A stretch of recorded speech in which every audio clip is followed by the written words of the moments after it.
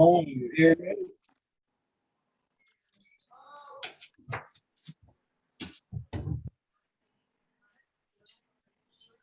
Testing 1, 2, 3. I think I'm muted.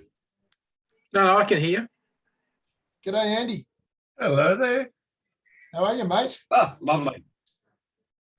I'm well, thank All right, you. there you go. How's things, Greg? Very good. Strange time. Timbo, Uncle Tim. Hello. Strange times down here. We can't get into the field, which is really frustrating. Yes, we can. Just have to write permits for ourselves. Oh, sorry. What I mean is we can't drag ANGFA people along. Yeah, have actual activities. That's right. It's very frustrating for me as well. G'day, Eddie. G'day, Shane. G'day, RNE.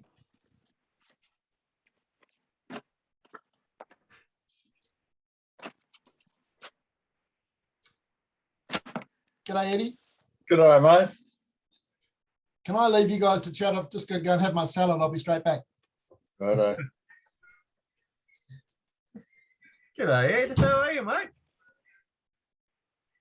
All right. How are you? I'm pretty good, thank you, sir.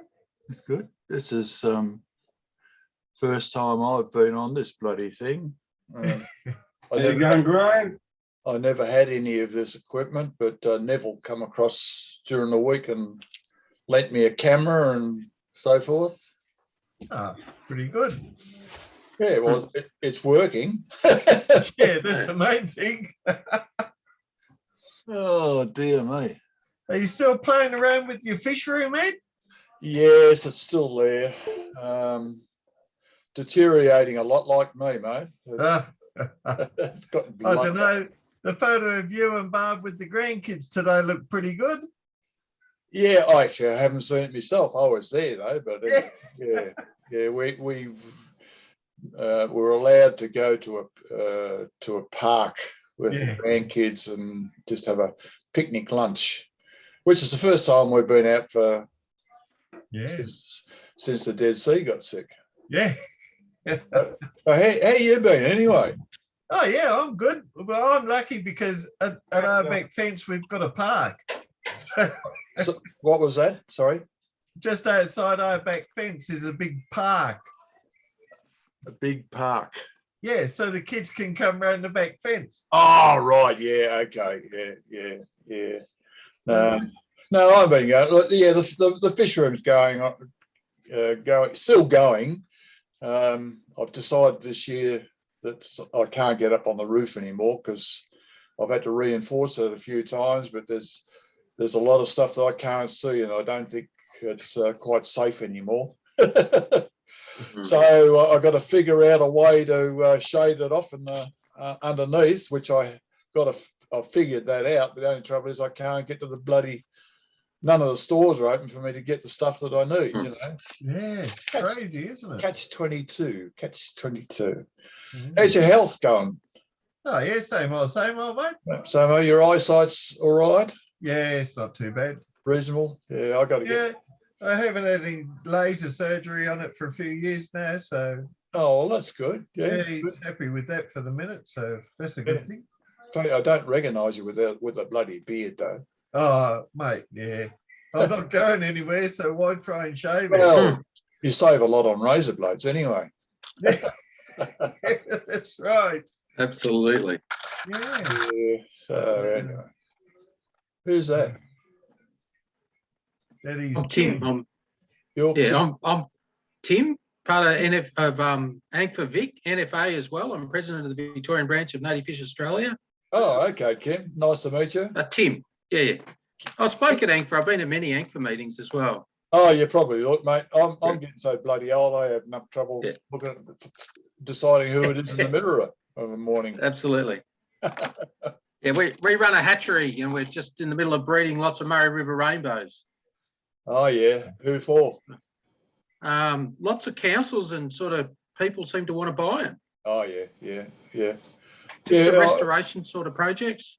Yeah. Whereabouts are you? We've got a little hatchery at La Trobe University at Bundoora. Oh, down at La Trobe. Yeah. Yeah, Just a the- little tuck shop. I'm trying to get a new one built and it's slowly coming together. right. That new building or the money coming through? Oh, we were promised money and then Bridget McKenzie got sacked and the money fell away. And now we're trying to negotiate with Latrobe itself and it's almost impossible. Yeah. Things are pretty tough out there, mate. With that sort of stuff. Yeah, they keep on making half promises and hoping we'll go away, I think. Yeah. And then not, yeah. Yeah. Well, we'll get there. Yeah. Who else have we got there at the moment? I don't know how you move these things. Is there anybody else there? There's only us That's there. all we've got at the moment. We're a little bit early, I think. Yeah, well, it's not quite 25 past, yeah. Yeah. Who we got up in the top right-hand corner? Graeme Finsen. Oh, Oh, Graeme Finsen from Cream. hello, Graeme. Team, how are we all? Oh, I'm well. Well, yeah, I'm all right. I keep saying well, but I'm here. What about yourself? Well, I got my Australian whiskey. That's the one thing I forgot. I got the running order for tonight. And you'll be listening to me rabbit on a little bit tonight too. And we've got our speaker, Sophie.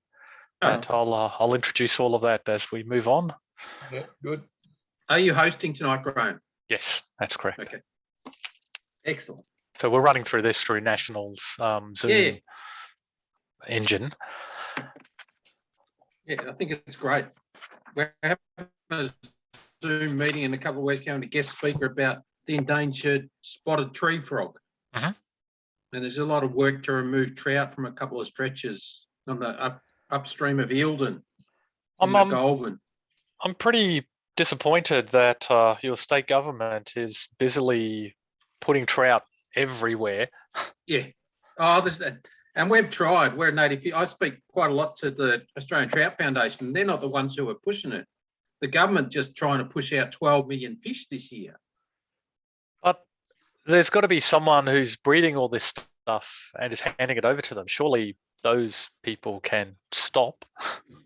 Well, they make money out of it. So I know they make money out of it, but yeah.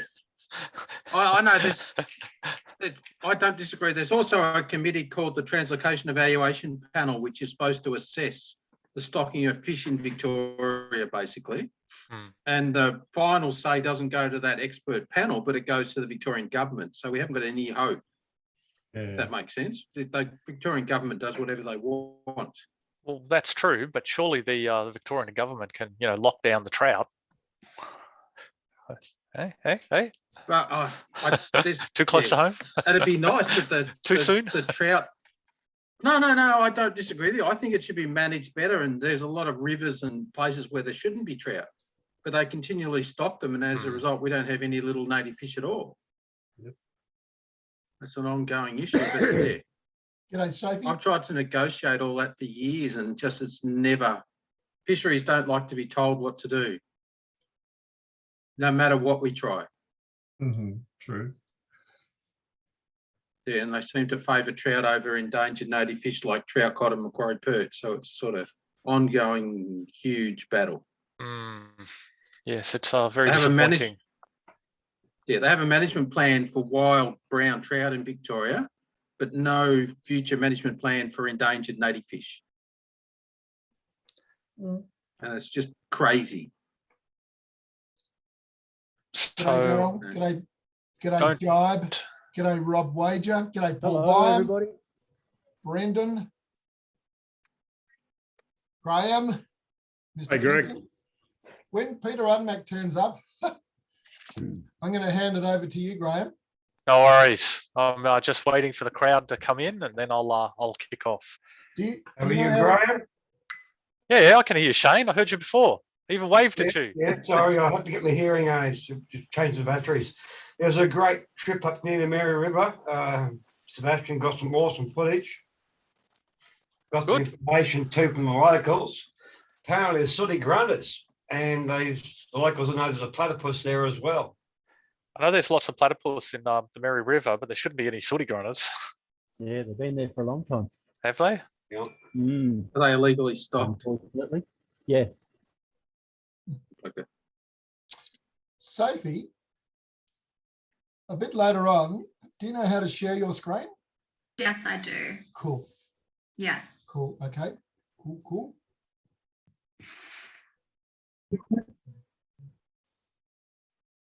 G'day, Lyndon, Peter Gauci, John Cousins, and John Lenigan. Goodness me, there's a lot of people starting to pop in. I'll have to maximize my screen. Last month, I didn't realize that there was 2 other screens underneath, and I was thinking, this is really nice having 24 people. And then somebody said there was actually more, and then I realized I could.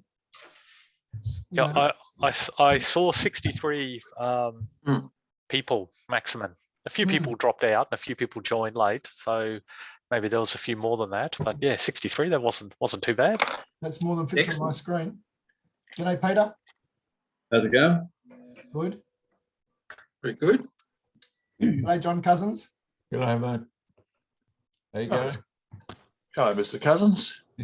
Hello, Toots. How you going?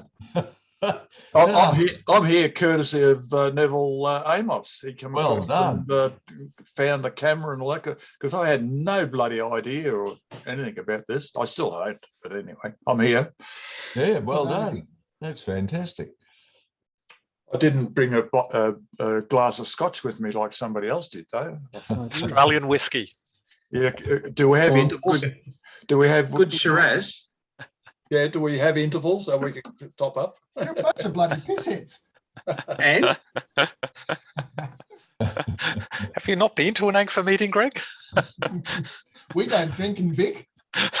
They're saltwater fish. They got to drink a lot. That's right. Yeah, but ethanol dehydrates them. Drink more. G'day, Uncle Ron. Good to see you, Ron. Hey. I said, Pete, that letter that you're after today. Yeah, I just saw that. Did you tell him to go Yeah. suck it, or did you write something nice? Oh, I have to be nice. I'm just so torn. It just sucks. They're trying to take away our permit to collect macas out of the Yarra at the moment. Yeah. But no, they reckon that the numbers in the Yarra have declined dramatically, but there's no evidence or nothing. But saying us taking and using and returning 20 macas per year is going to harm the population. Yeah, if 20 harms the population, they're pretty much stuffed at that point. Yeah, there's not trillions, but yeah, the population's quite stable at the moment.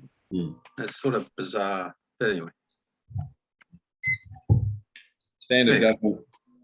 G'day, Heidi. I can't use the right term for it, but yeah. Yeah. Graeme. Yo. Do you want to run through the housekeeping, or do you want me to? You run through housekeeping, and you possibly want to make me the host. Now you're testing my ability. It's probably Okay. better for Greg to stay the host. That way he can control the chat and mute people, because you're going to be speaking, Graeme. Yeah. So I'll just run through our bit of an agenda after you go through housekeeping, Greg.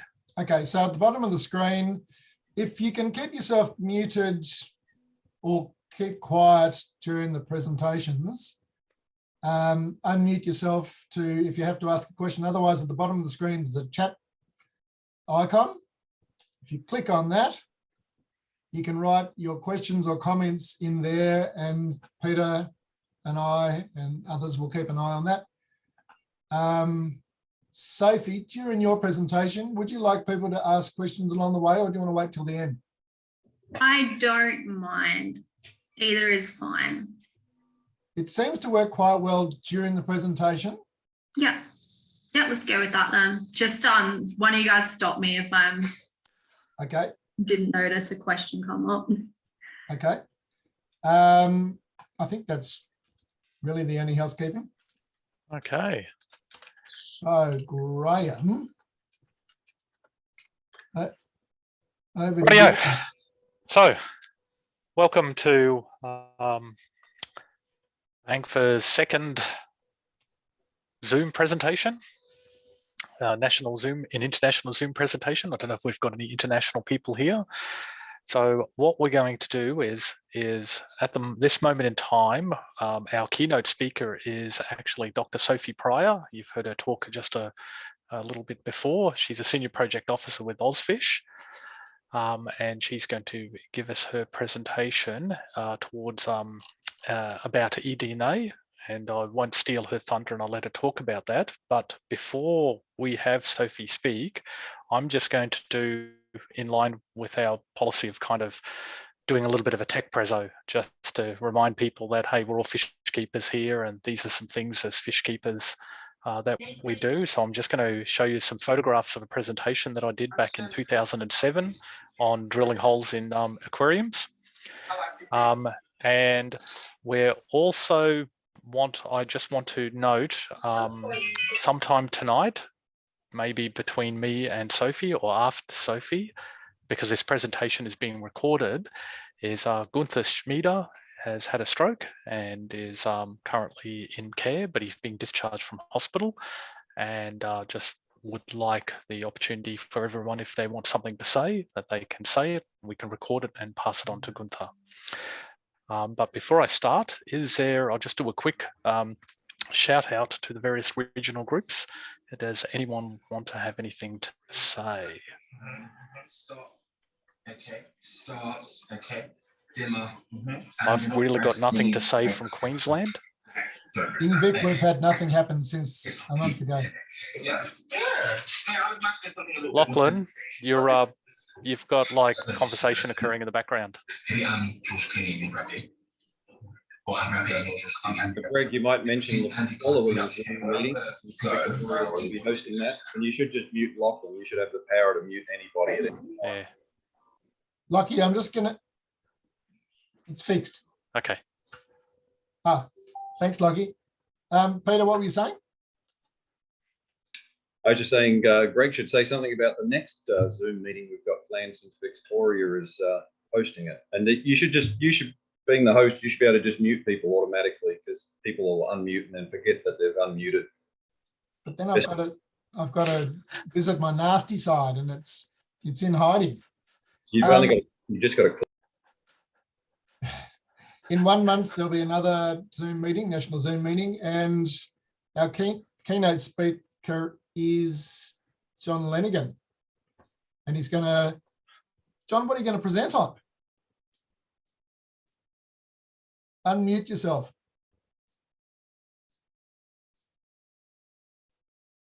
We thought about doing a repeat presentation on the trip to Botanta Island and all the fish species that we saw there, but it's not a video or film recording, which went to the conference 4 years ago. It's actually just a slide-by-slide fish ID presentation on the 100 species that we saw. Excellent. And there'll be a short little techie something before that, which will be a surprise to me as well.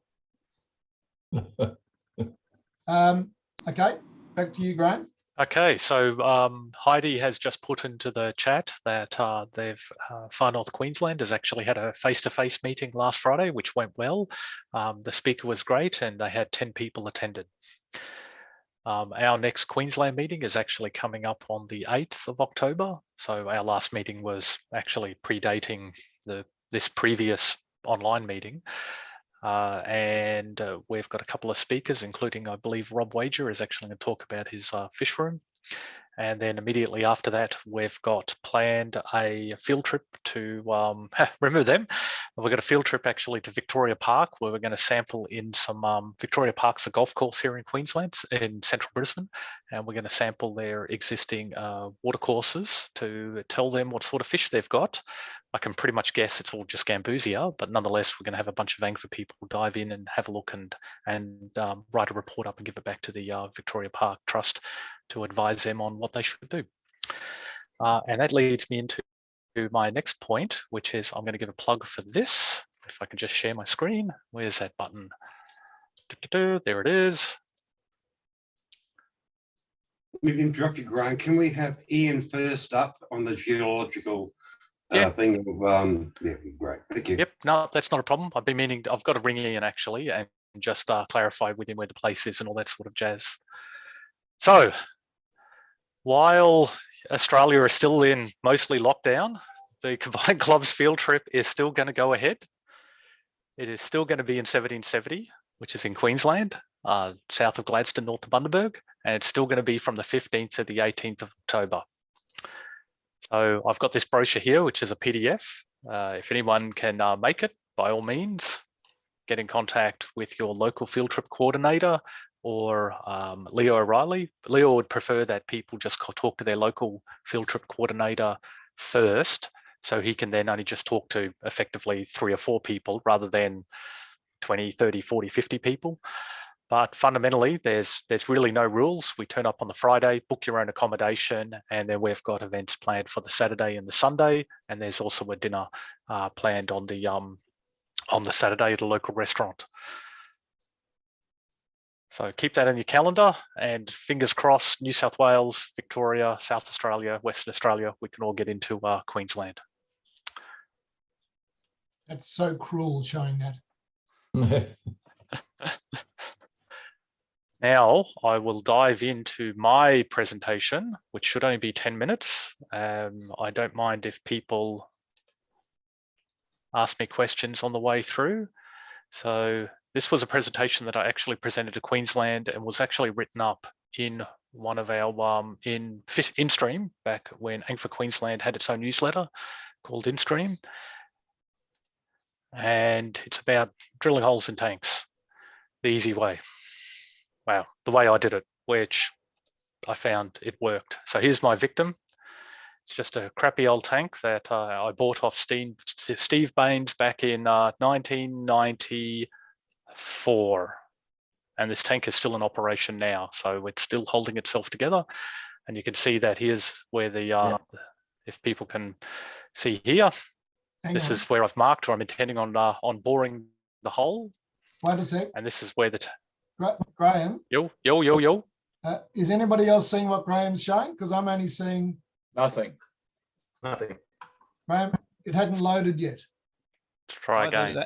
It's either that or you're sharing the wrong screen if you've got multiple screens. Here we go. How's this? Okay. That's it. Okay, back to the start.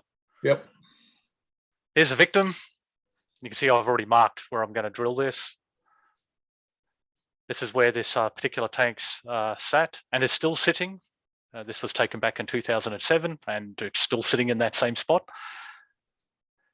Ultimately, this is what I'm trying to do, is I'm trying to drill a hole through the tank and drill it low enough so that there's enough gap underneath the runner glass, the runner plate, so I can fit this quite large fitting in. You can buy these fittings from Bunnings. They're not cheap. They're from memory $8.50 each or $9.50 each. There are online mobs you can buy them for a little bit cheaper, but not much cheaper. But what I've worked out is when you buy this plus some other internal bits and pieces plus this elbow on the outside, it works out to be between $12 and $15 a fitting. So it's not a cheap option, but nonetheless, I've got my fish room. I want to have holes drilled in all my fish tanks. So this is just some photographs showing you the setup behind the tanks. You can see this guy, I've got the tank stand actually stood off from the wall a little bit, and you can see there's a downspout coming down here from a tank up above, and here's one connected down to the recirc system that I've got for this particular tank, and there's a strainer on the front. This is the thing that I actually use. It's called a bulkhead, or sometimes it's inline tank fitting. It's got a few different names, but ultimately it's got this screw section. It's got a couple of rubber seals, and then there's a fixed section here, and you just tighten it up. I only ever tighten it up by hand because I find there's no point using a machine or anything like that. It's good enough because I have all my holes at the top of the tanks, so there's really minimal pressure. This is what I use to actually cut holes in. Now, I bought this back in 2006 when these sorts of things were damn expensive because there wasn't something called eBay back then. And it cost me $140. And I actually had to buy 2 because, as it turns out, if you buy this fitting here, is technically a 32 mil fitting, but it needs a hole that's 35 mils in size. So I bought a 32 mil, didn't work. So I had to buy a 35 mil. So note to young players, make your holes slightly bigger than what you think you need. So, or get your fittings, measure them. Measure twice, cut once. drilling the holes in tanks is super simple. There's my horses. There's my cooling mechanism. This is actually unsafe. I don't recommend you actually do this, but there's a whole, I had to get an elevated water container. So this filled with water and I kept jacking it up and I ran out of water containers. So of course it's on the old trusty milk crate. So, you know, very safe on a bit of sloping concrete, super safe. I've lined up where I'm intending on drilling this sucker and where I've got the tank actually positioned on the stands with my cat that's actually now deceased, coming to say, hey, what's happening here? I've marked inside the tank where I'm going to intend to drill. These are all the bits and pieces that I'm intending on use to drill. So there's a couple of clamps, or a clamp, another clamp. There's a guide, and I'll show you this guide to do with at the moment. Some pegs to hold the cooling in place, and just a bit of board just for the back plate. So that's ultimately what the guide does. Is it's like a template or a support, or it's a thing that you can actually slot your drill into, your bit into, and it actually keeps it centered effectively. And I've drilled a couple of little holes around it just because you'll see a photo later on, for water to actually get in there and to provide the cooling. So this is it clamped in place, a bit of board in the background and the template in, and it's just centered on the where I've marked the hole. And that's my cooling, just a bit of airline. Everyone's got airline lying around. If not, you can buy it online, it's super cheap. And yeah, I'm just siphoning the water in there. And the whole point of boring is 2 rules. Take it easy, just do it slowly and keep it cool. Because what you don't want to have is you don't want the heat from your boring to transfer into your glass. Glass is really bad at expanding. It hates expanding, it just cracks. So if you can keep it cool, you can actually do this trouble-free. And I've done 30 of these and I've only cracked 1 tank. And it's still in operation actually, because where it cracked was, I just put the flange over the top of it and went, yep, she'll be right. And it was. That's just showing how the water is actually flowing into this little groove that I cut. So I found I had to actually do this because otherwise it just really wasn't getting in there in these sufficient quantities. There's the tool of power, just a boring old 14.4 drill, cheapie from Bunnings, which has long blown up. And I've replaced it with, I think, 2 drills since that time. And here I am, drilling away in my my safety boots. Water splashing around everywhere. And all it is you just keep cutting and cutting and cutting. So the point of the hole saw is that it's actually boring the glass out. It's a diamond impregnated hole saw. And so what you want to do is you want to let the diamonds in there actually do the work, and it gradually grinds out the glass. Depending on the quality of your hole saw, it will grind it out quicker. Or slower. I just find it takes me 10, 15, sometimes 20 minutes. My whole saw's starting to get a little blunt now. But you just sit there and just go grind, grind, grind, grind, grind, grind, grind, grind, grind, grind, grind, just keep going. A couple of close-up shots. This is me. You can see down here where the splash is, you can actually see the trail of ground glass that's gradually dripping out.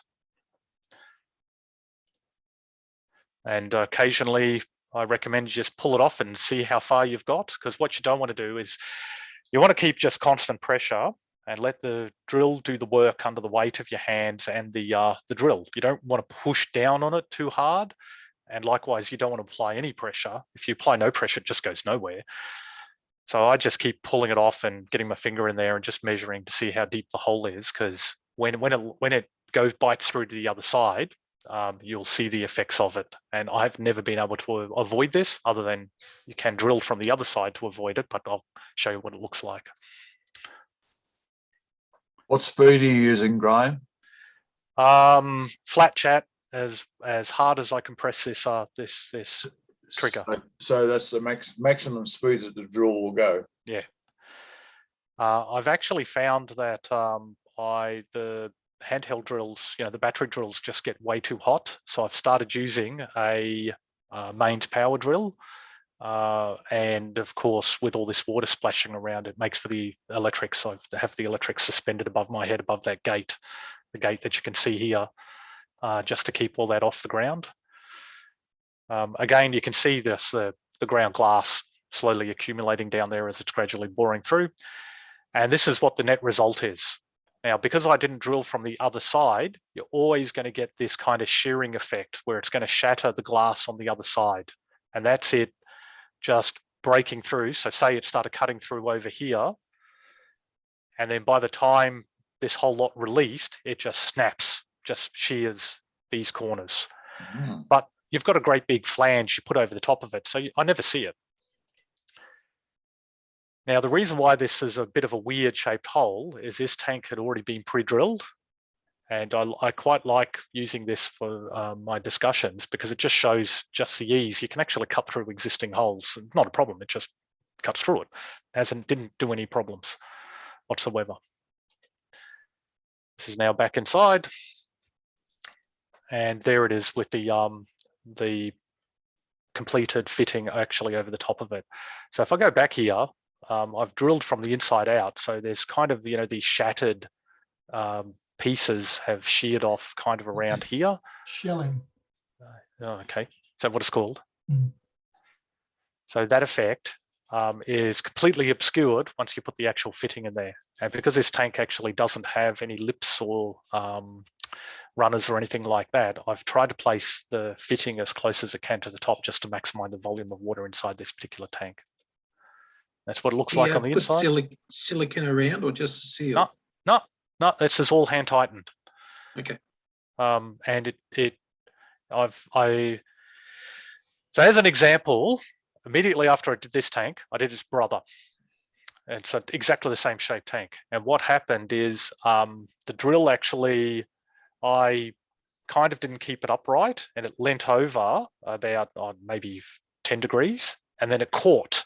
So I instinctively grabbed it. And so then the tank had to release the tension. And so it cracked, and it cracked from about here, from the hole up to about here. So I've now got a tank that's cracked clearly from the hole and it's only been held on by the silicon here, but I've just put this flange over the top and it's never leaked out that hole whatsoever. So yeah, it's these flanges hand tightened are actually pretty bloody good. I can highly recommend them. And that's it, just sitting there. You can see it's a tank I've repaired in the past. I actually dropped a spanner into it one day and it did a star fracture in the bottom, so I just put a plate in the bottom. It's what it looks like when you put the strainer over the top, just to stop the fish from going down there. Problem with these up at this level though is it tends to rob food if you're having a recirc system. So the food just gathers up and goes down, and next minute it's just polluting all your filter. But it's a discussion for another day. This is the other side, an elbow, and it's coming onto what's called, I believe, a director, and that director is got a barbed fitting onto it, and I just use poly throughout my fish room. I used to be a big believer in PVC, but PVC is just too rigid, and you've got to actually know what you're doing with the glue, and it's pretty easy to screw that up. So I just use poly everywhere now. I mean, the stuff bends and carries on like and it's a little bit ugly, but being black kind of blurs into the background. You tend not to see it, and it's highly flexible, so it's really forgiving. Things move. I push things around all the time, bump into it. Doesn't crack tanks. Great stuff. Can highly recommend high density polyethylene fittings, HDPE fittings and pipe. That's the conclusion. Are there any questions? Yes. Did you try putting a block of wood on the backside of the glass so that it was supporting the plug that you're drilling out until it drilled through by itself? Yes. If you have a look, you see how I've got this other piece here, which is also clamped on, which is underneath. Right. So I found I was really getting a lot of shearing. Like, think of that circular piece where 100% of it was sheared. Had that funny spalling pattern. When I started putting this other piece underneath, it seemed to release the tension a little bit. So I wasn't getting a quite dramatic decrease. It wasn't as bad. However, the actual way to fix it is you drill from both sides. So you do a little test hole, like just maybe a few minutes on one side, and then you go hell for leather from the other side, and that way it actually cuts through and it intersects with your hole from the other side. That's the only way to avoid it. At least that's what I've seen from people talking about online that have experienced the same problem.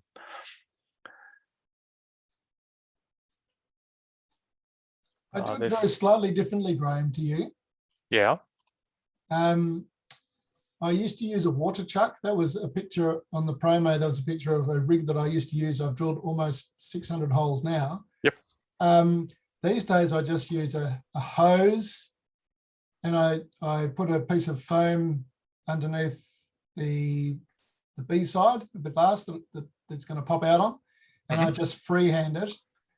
And as once the bit starts, I'll hold it with my thumb and first finger in a sort of a ring around the bit until it grabs. And once it's started, I then very gently rotate the drill in a circle behind it, if you imagine what I'm saying. And that's, yeah. So you're doing this.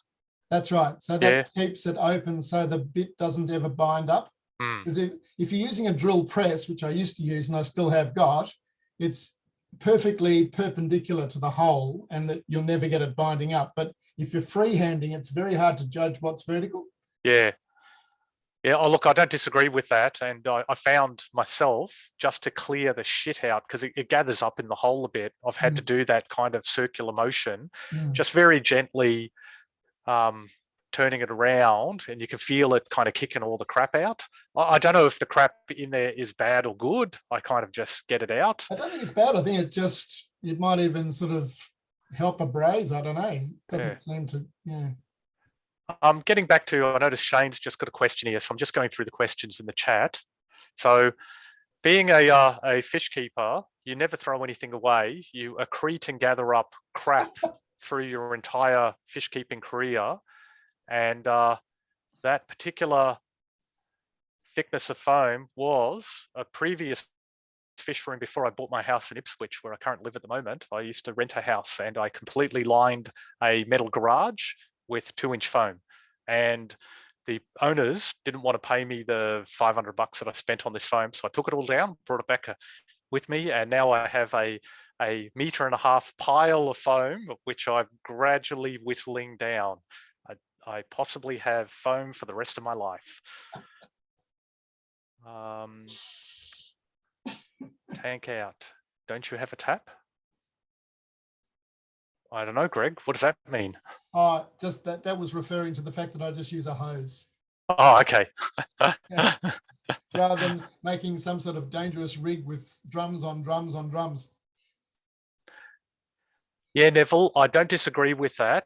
I can actually see on the bit itself. So for people's purposes, you can see these are the diamonds on the end of this.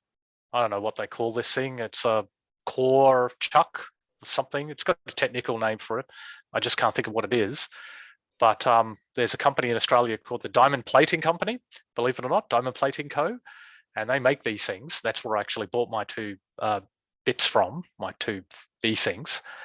And now I can definitely see this edge is a lot smoother than what it used to be. So I'm just assuming over time the epoxy releases, or the diamonds just give up, or I've got it a bit hot. It's just getting worn. But I've also seen online too that you can buy these things for $20 on eBay, and they're good for 2 or 3 tanks. So just $20, drill your tanks, throw it away, buy a new one. It's not very economically, environmentally friendly, but I suppose it's all made out of steel, which will decompose over time. So unlike plastic or anything like that. Okay. Can I just clarify one thing you mentioned earlier? For a 25mm tank out, you need a 35mm bit. Yeah, okay. So this thing here, it's supposedly a 32mm outside diameter from there to there. Mm-hmm. In actual fact, it's about 33. Okay, so I went to the next size up, standard size up, which was a 35. So that hole is a 35mm hole, and when I slot this thing through it, it actually sits in the bottom of the hole. So there's about a 3 to 3mm gap above the top, and then I'll just tighten it up. Sometimes I go, oh, I want to maximize the volume in my tank, my 3 mil difference, and push it to the top and then tighten it up, and it never leaks. So what more do you want? Yeah, I do know. Okay, so a lot of people love having these things at the bottom. You're like, coming through the bases, or they're halfway up, and so on and so forth. I do have standpipes in a couple of my tanks, and they endlessly leak. They're just scooped up with so much silicon now that I've actually started to retire those tanks by taking them to tip and throwing them into the great big pit and gleefully watching them smash into 1,000 pieces, because I don't have to seal them up ever again. And it's just a simple matter of water pressure. If you've got something at the bottom, you've got effectively maximum water pressure. So you have to actually have a pretty good seal on these things. But in saying that, Leo O'Reilly has used these same things with some of his tanks, and he just hand tightened them, and they didn't leak. So yeah, I think these fittings are actually pretty bloody good. Can I mention one more thing, Graeme? Yep. With the recirculating system, where the tank outlet or the tank out comes out, can you click the slide where you've got it going through the tank with the poly barb director fitting on it? Hang on, I've gone now each different direction a couple of times. It's towards the end. Stop. Okay, stop there. Yep. So if I was installing that as a recirculating system, as one of a bank of tanks, for example, what I've discovered from trial and error is that you need, instead of being an elbow with the barb director screwed onto the bottom of it, that fitting, if that's a T with a little bit of pipe coming out the top so that it goes above the water level, and then that same barb director assembly goes below that, then it'll actually flow a lot better. Yeah. Oh, okay. Otherwise you get an airlock and it just doesn't quite work right.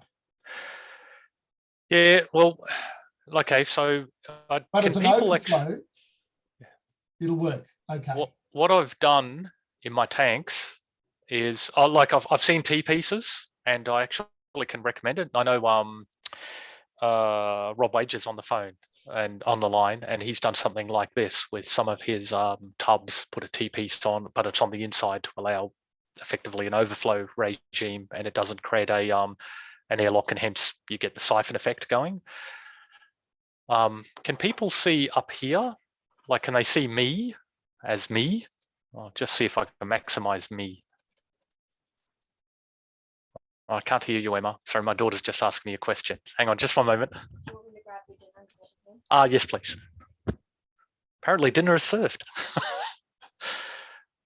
Can people see this, where I'm pointing to? It's like me. Black. Yeah, no. You're underneath a bank of people. Oh, no. Okay.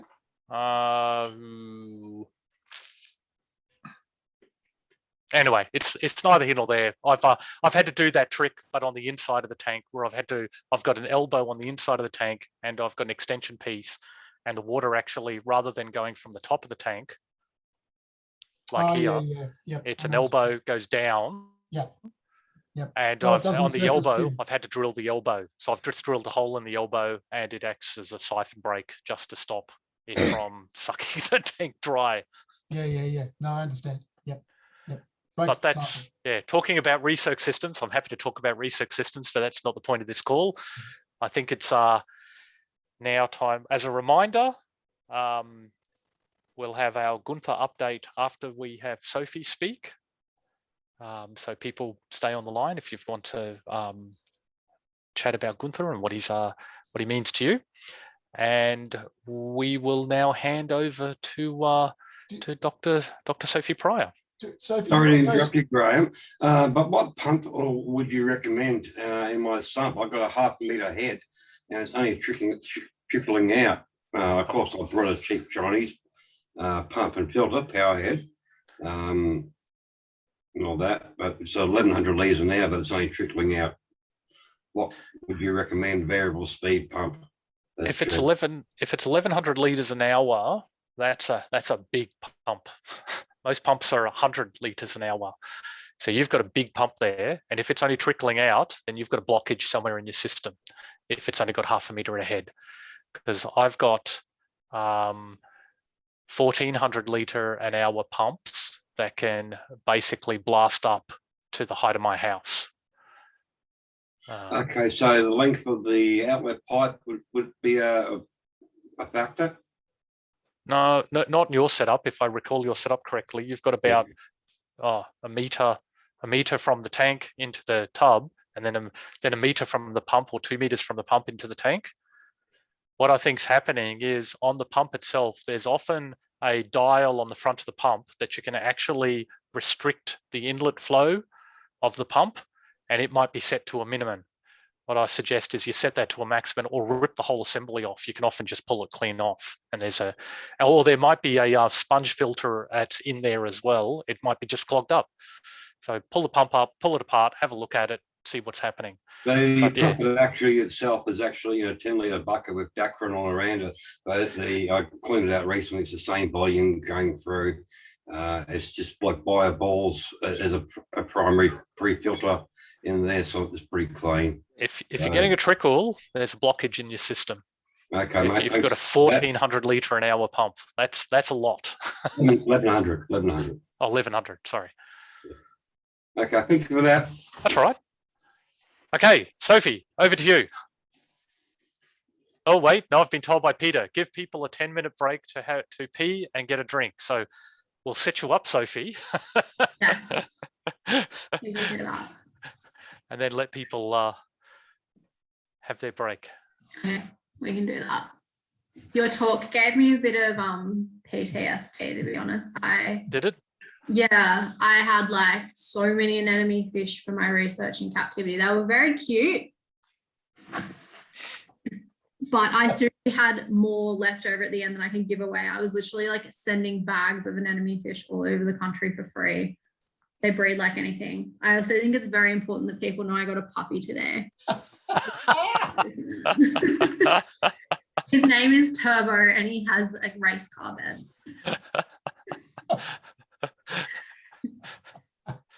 Well, you've just won everyone's hearts. No, he's actually not here right now, where I just put him on my seat for 20 minutes instead of talking, and everyone can just look at him. So if you're coming from someone who's got a dog named Sprocket and a girl dog named Cheney, you're officially a bogan calling it Turbo. I didn't call it. Yeah, my boyfriend insisted that was the only option with Turbo Flare. That's its full name. Yeah, it's perfect. He's going to call his dog since a little kid. Even though he had dogs when he was a little kid, he just wasn't allowed to name them. His mom said, you can't name them that. So now he's an adult and he has his own dog. It's called Turbo. Very good. But his mom. Yeah. So, yes, those black pipes that I don't know the name of, but that you use are get very stiff over time. Though have you ever been able to get them off, Graeme? Because man, I've tried and. Oh, as in off the barbed fitting. Once they're on, they're on. Yeah, I've managed to get them off, but what I use is boiling water. So I just pour boiling water over it to make it really soft, and then it's a whole bunch of swearing and cursing and realizing I don't have a terrible lot of upper body strength, and then going, oh, I need to do more push-ups. Yeah, that's how I would actually get like the hose. I used like the like insulated, because I had to keep all my temperatures really specific for experiments. They had to be like within like 0.1 of the temperature. I used the the stuff that you get for your vacuum, your washing machine, that's like the really, really thick insulated pipe. Yep. It's like, yeah, I used that, and I had to like pretty much give myself blisters from getting it that hot to get it over the like pipes. Bloody hell. do science. Mind you, that if that's the fish room that you had down at Port Mac or that facility there, that was pretty sweet. I looked at that and went, oh my God, this is excellent. Yeah, I had the whole back room full of anemone fish for 2 years. They were my life. Are they still? Is that room still producing? Do you know? Yeah. Usually there's something going on in there. I don't know at the moment. Okay. Urchins in there. I think they're doing a lot of stuff with crown of thorns at the moment, but when they're juveniles, because when they're they actually, grow really slow when they're little, and they eat the crown of thorns, and it's not until they get to like 5 years old, when they're still like this big, that they start eating coral, and then they just, so yeah, they're doing a lot with the babies, not the juveniles. It's a bit more of a fancy word than babies. Huh. So what do the juveniles live on? Like just algae or something? Okay. Yeah. Yeah. Huh. Didn't know What's that. still in there. Not that exciting. Whenever we had people tour the uni, it just came in my anemone fish, and everything else was like, no one cares about urchins. No one wants to look at an urchin. Wait, this one's rushing. Look at it. You can see it going. It's Do charging you want to towards see the food. dead whale tissue? A special smell. So, yeah. Rightio. So has everyone had a pee break? That's a lot of information, Graeme. Mate, I can talk about research systems. I swear I have a fish room just to move water around. Fish, that's just a by the by. That's at least that's what my wife keeps telling me.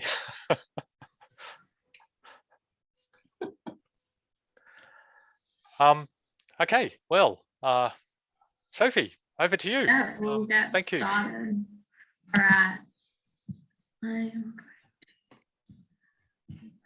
All right, you just have to give me 1 second, because I have this special way that I share my screen, and you can only see my screen, but I see my notes. Young people and their technology. So I will just set that up.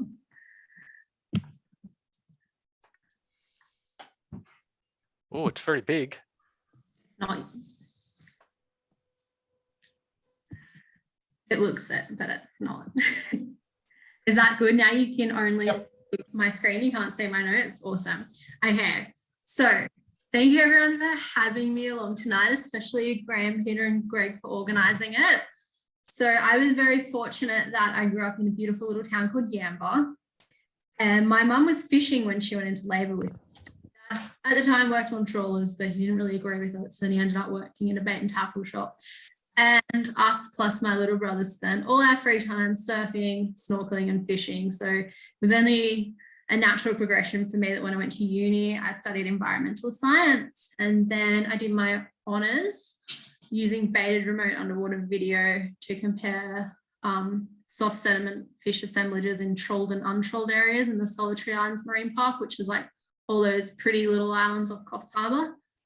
And then I did my PhD on how climate change affects anemone fish and their host sea anemones. You guys are fish people, so I don't have to say Nemo in their jelly blogs, which is nice. And then I finished up there, travelled for a little while, or at least tried to, because it was last year. I managed to somehow spend a bit of time in a van before I couldn't anymore. And then came back, and I was lucky enough to get a job with Ozfish. And now I'm down in Victoria. I got here 13 days ago. Today's my last day of isolation, so that's why I'm like a bit too happy and a bit too chatty. I haven't really seen anyone for 2 weeks. And I get out tomorrow. So yeah, now I'm on Phillip Island, which is great. It's just really cold. I don't own a wetsuit, so that's going to be my first thing tomorrow, go buy a wetsuit. So anyway, that's enough about me. So I'm going to talk to you guys about what Ozfish does. We're all over the country, so I think there's some really cool opportunities to kind of work together potentially on things, or just it'd be great for you guys to hear about what we're doing. And then, yeah, chat a little bit about what we have done together so far with eDNA.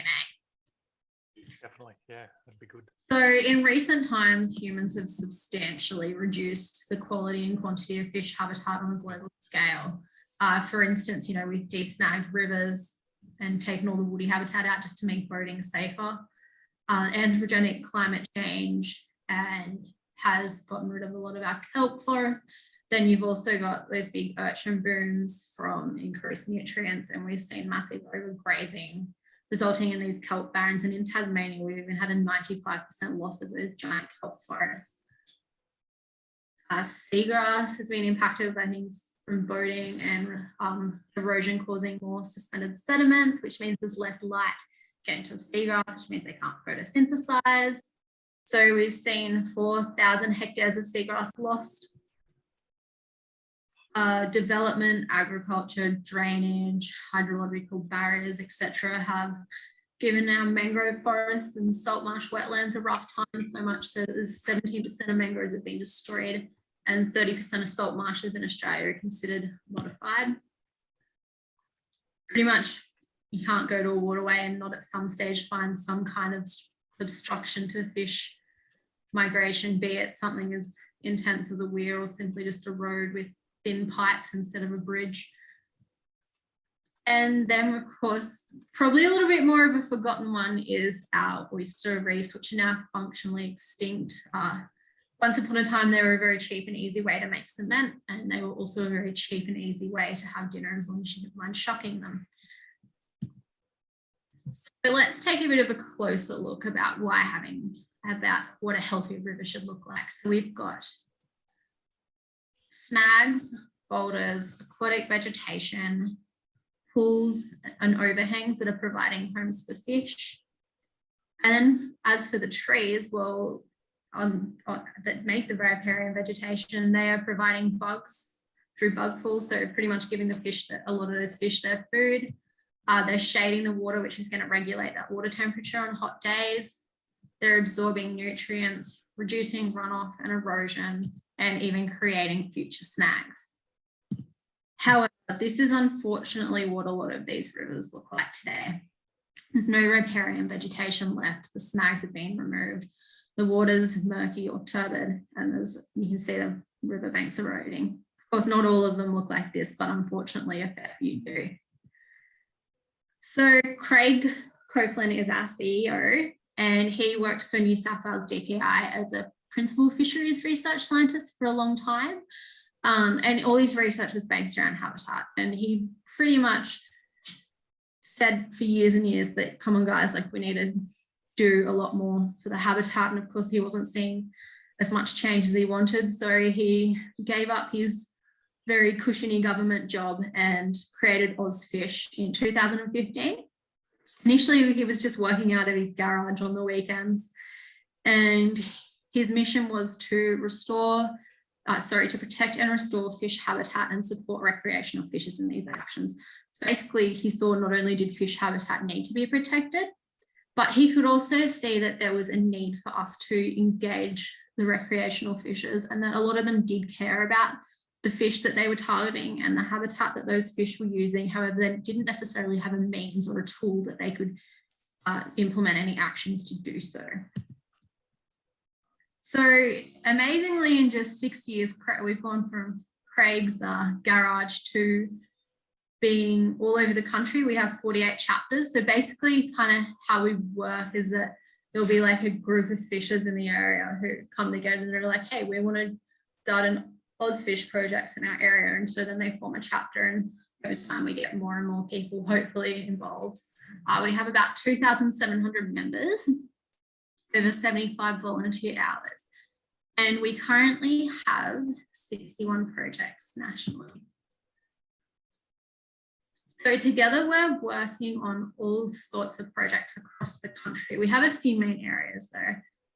For example, there is our fish emergency recovery. So this is pretty much getting in the water and getting fish out when we're having droughts or bushfires and we've just got those anoxic conditions or not enough flow. We're doing a lot of mangrove replanting and salt marsh restoration.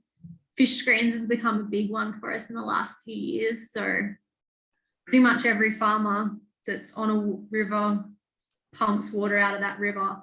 And a lot of the time those pumps don't have a screen over them. So fish just get sucked on up. So pretty much it's almost like a piece of fly screen going across them. But of course, there's a lot of pumps across the country. So trying to roll that one out with local land services and create a bit of incentive for the farmers to think about what might be getting sucked up and chuck those screens on. I look after your tackles are pretty new and I like it. It's a good project. It is all about teaching fishers to be, I guess, responsible with their gear. Teaching them how to, tie proper knots even is a really simple way to make sure that they're less likely to lose their gear. And then we're also encouraging them that once they're finished with their gear, once their lure's getting a bit old or their line's starting to not really hold the way it used to, that they can bring it to BCF store. We have recycling bins that will actually recycle things like those lures and you pull it, like line and things and turn them into usable products instead of something that's going to sit in the bottom of going to landfill or sit in the bottom of someone's tackle box for 20 years. We also do a lot of shellfish reef restoration and fisher science, which is things like looking at water quality. We have these river repair buses at Dubbo and Moree. So they are pretty much, we get work for the Dole people to come along and just do weeding and replanting along the riverbanks or picking up rubbish. We got seagrass restoration, which I'm going to talk about a bit later. Talking fish, which is just, spreading that message to fishers that, put the big ones back and why that's important, catch and release kind of messages, or even just talking about why habitat's important. We've got some really good, like kind of celebrity fishers that come along sometimes and do those talks for us too. We've got a really big partnership at the moment going with Landcare New South Wales, which is just pretty much working on riparian zones to get them healthier. We're doing a lot of river re-snagging and trees for fishers, which kind of does tie into a lot of our other projects, but it gets its own page anyway. So let's take a closer look at our seagrass restoration firstly. So we've done seagrass restoration in Coburn Sounds in WA and in Adelaide. And we also currently have projects in Lake Macquarie and Marulian Harbour, if that's how you say it. So we're gonna do a little case study on the seeds for snapper one. So that's over in Coburn Sounds. And basically the reason we want to restore seagrass is because it creates homes for fish and supports food for fish. It stabilizes sediments and sequesters carbon. And 30% of our seagrass meadows have been lost in the last century. So they're actually among one of the most threatened ecosystems on Earth, which is, not good, especially given how important they are to our fish. Except 97% of the seagrass seeds actually end up in unsuitable habitat, which is a perfectly natural process. However, it means that there's a bit of a resource there for us to use. So that's where the Seeds for Snapper program comes in. We had over 200 volunteers come along to our Seeds for Snapper weekend in Coburn South. And they collected the fruits that the seagrasses produce. So seagrasses flower and fruit once a year. And they kind of release them all at a pretty similar time. So all of a sudden, you will have a lot of them washing up on the beach. So we had beachcombers, boaters and divers out collecting them. And then we brought back to with some. Yeah, sorry. Where's Coburn Sound? Is that? I'll go back to the map quickly. It's pretty close to Perth. Sorry, the map, maybe. It's going to go back. Click. Okay, where the little fish is pointing to. 30 kilometres south of Perth, just inside Garden Island. Okay, sorry, I missed a little fish. No, that's okay. Sorry, that's how I've marked the places. I thought it was better than an arrow. All right, we're up to the big tubs. Yes, so we put them in these great big tubs, which are also really good for keeping fish in. I'm sure you guys all know that. They're not very nice to clean though. But we pop the fruits in these big tubs and they're a bit warmer than ambient temperature. I think from memory, they're 27 degrees in here and they're super duper aerated. And we leave the seeds in there, the fruits in there overnight, and it kind of induces them to release their seeds. So the fruits float, but the seeds sink. So then we just collect the seeds and it's pretty simple. We literally throw them into areas that we've mapped out as being suitable for seagrass growth. So in this area, we've sown 3 million seeds and seen a 2,000% increase in seagrass recruitment. And so far there's been 1 hectare restored. So now we're going to have a little look at what some river reefs might look like. So we've done this all over the place. I don't think you need me to read that list. There's a lot of river reef snagging going on. So fish hotels in the Barwon and Curtis. So there, the little fish are like down in Victoria now. Went for a swim. So many fish rely on woody habitat. So do water rats, frogs, and platypus. And it also provides a reference point for fish in the river or wherever they're living, because they actually can recognize individual structures and come back to it and be like, hey, they can visually tell where their home is, which is pretty cool. And it also acts as like a flow refugee. So it helps when there's big, strong currents, so they can kind of have a little break. And then, yeah, of course, shelters them from predators. Unfortunately, there's been a lot of removal of those natural habitats, and vegetation clearing means that over time there isn't more trees to fall in to replace them. However, trees removed for infrastructure, such as making roads or even ones from storms, can offer a resource to make these fish hotels or put big fishy habitat back in. So that's where this Barwon River and Curtis River project comes in. So these logs were all donated to us by a council where there was a big storm. Essentially, they just had all these trees that they had to cut up, and they either had to pay to get rid of them or they could give them to us. So they're going to be put in the Curtis River. And then we're also, with our volunteers in the area, going to make 60 of these fish hotels, because the bigger logs are going to support larger fish like cod, whereas these fish hotels are better for juveniles and for things like the perch more will live in these. So basically we want to make sure we're putting in all different shaped habitat so that we can support all different fish. Sophie? Yes. Can I ask how those logs are joined, considering they're going to be waterlogged? I don't actually know. I haven't made any yet. Maybe a stainless steel rod, I think. Yeah. Looks like it, doesn't it? All thread or something. It looks pretty straight, doesn't it? Yeah. Yeah, I have to make some soon, so I will be able to tell you in the future. I have not made any yet. Okay. But yeah, they do look very straight. And I don't exactly think, yeah, they'd have to be at least whatever screws they're using would have to be good screws. Yeah. They make them a lot with school kids too, so I imagine they're pretty, like, can't be too difficult to put together. So we're also just doing some riverbank cleanups, and then of course planting, so that in the future, if our habitat eventually gets pushed downstream, that there's going to be trees to fall in and replace it. And then we get to do some electrofishing too. Apparently I've been told I can't do it myself, which is a bit lame. Don't know why I got this job if I can't go electrofishing, but anyway. We're going electrofishing before and after. I think we're doing it twice before and like 3 times after, just to see what species is there and seeing, you know, if things are actually hanging around this new habitat and if we're making a difference.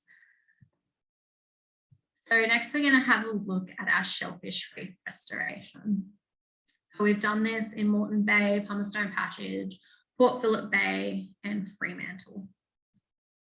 So Moreton Bay is kind of like the shellfish reef stuff we've got going over there. It's like the poster boy of Ozfish. It's our biggest project. It's probably been our longest going project. And I think the chapter has the most members. I think like 700 of our members. Where's that photo taken? Somewhere in Moreton Bay. Oh, okay. So it looks like in North Stripback Island somewhere. Yeah, it's south of Dunwich, Graham. Okay. Oh, so it's actually over on Stratty. Yeah, I think so. Okay.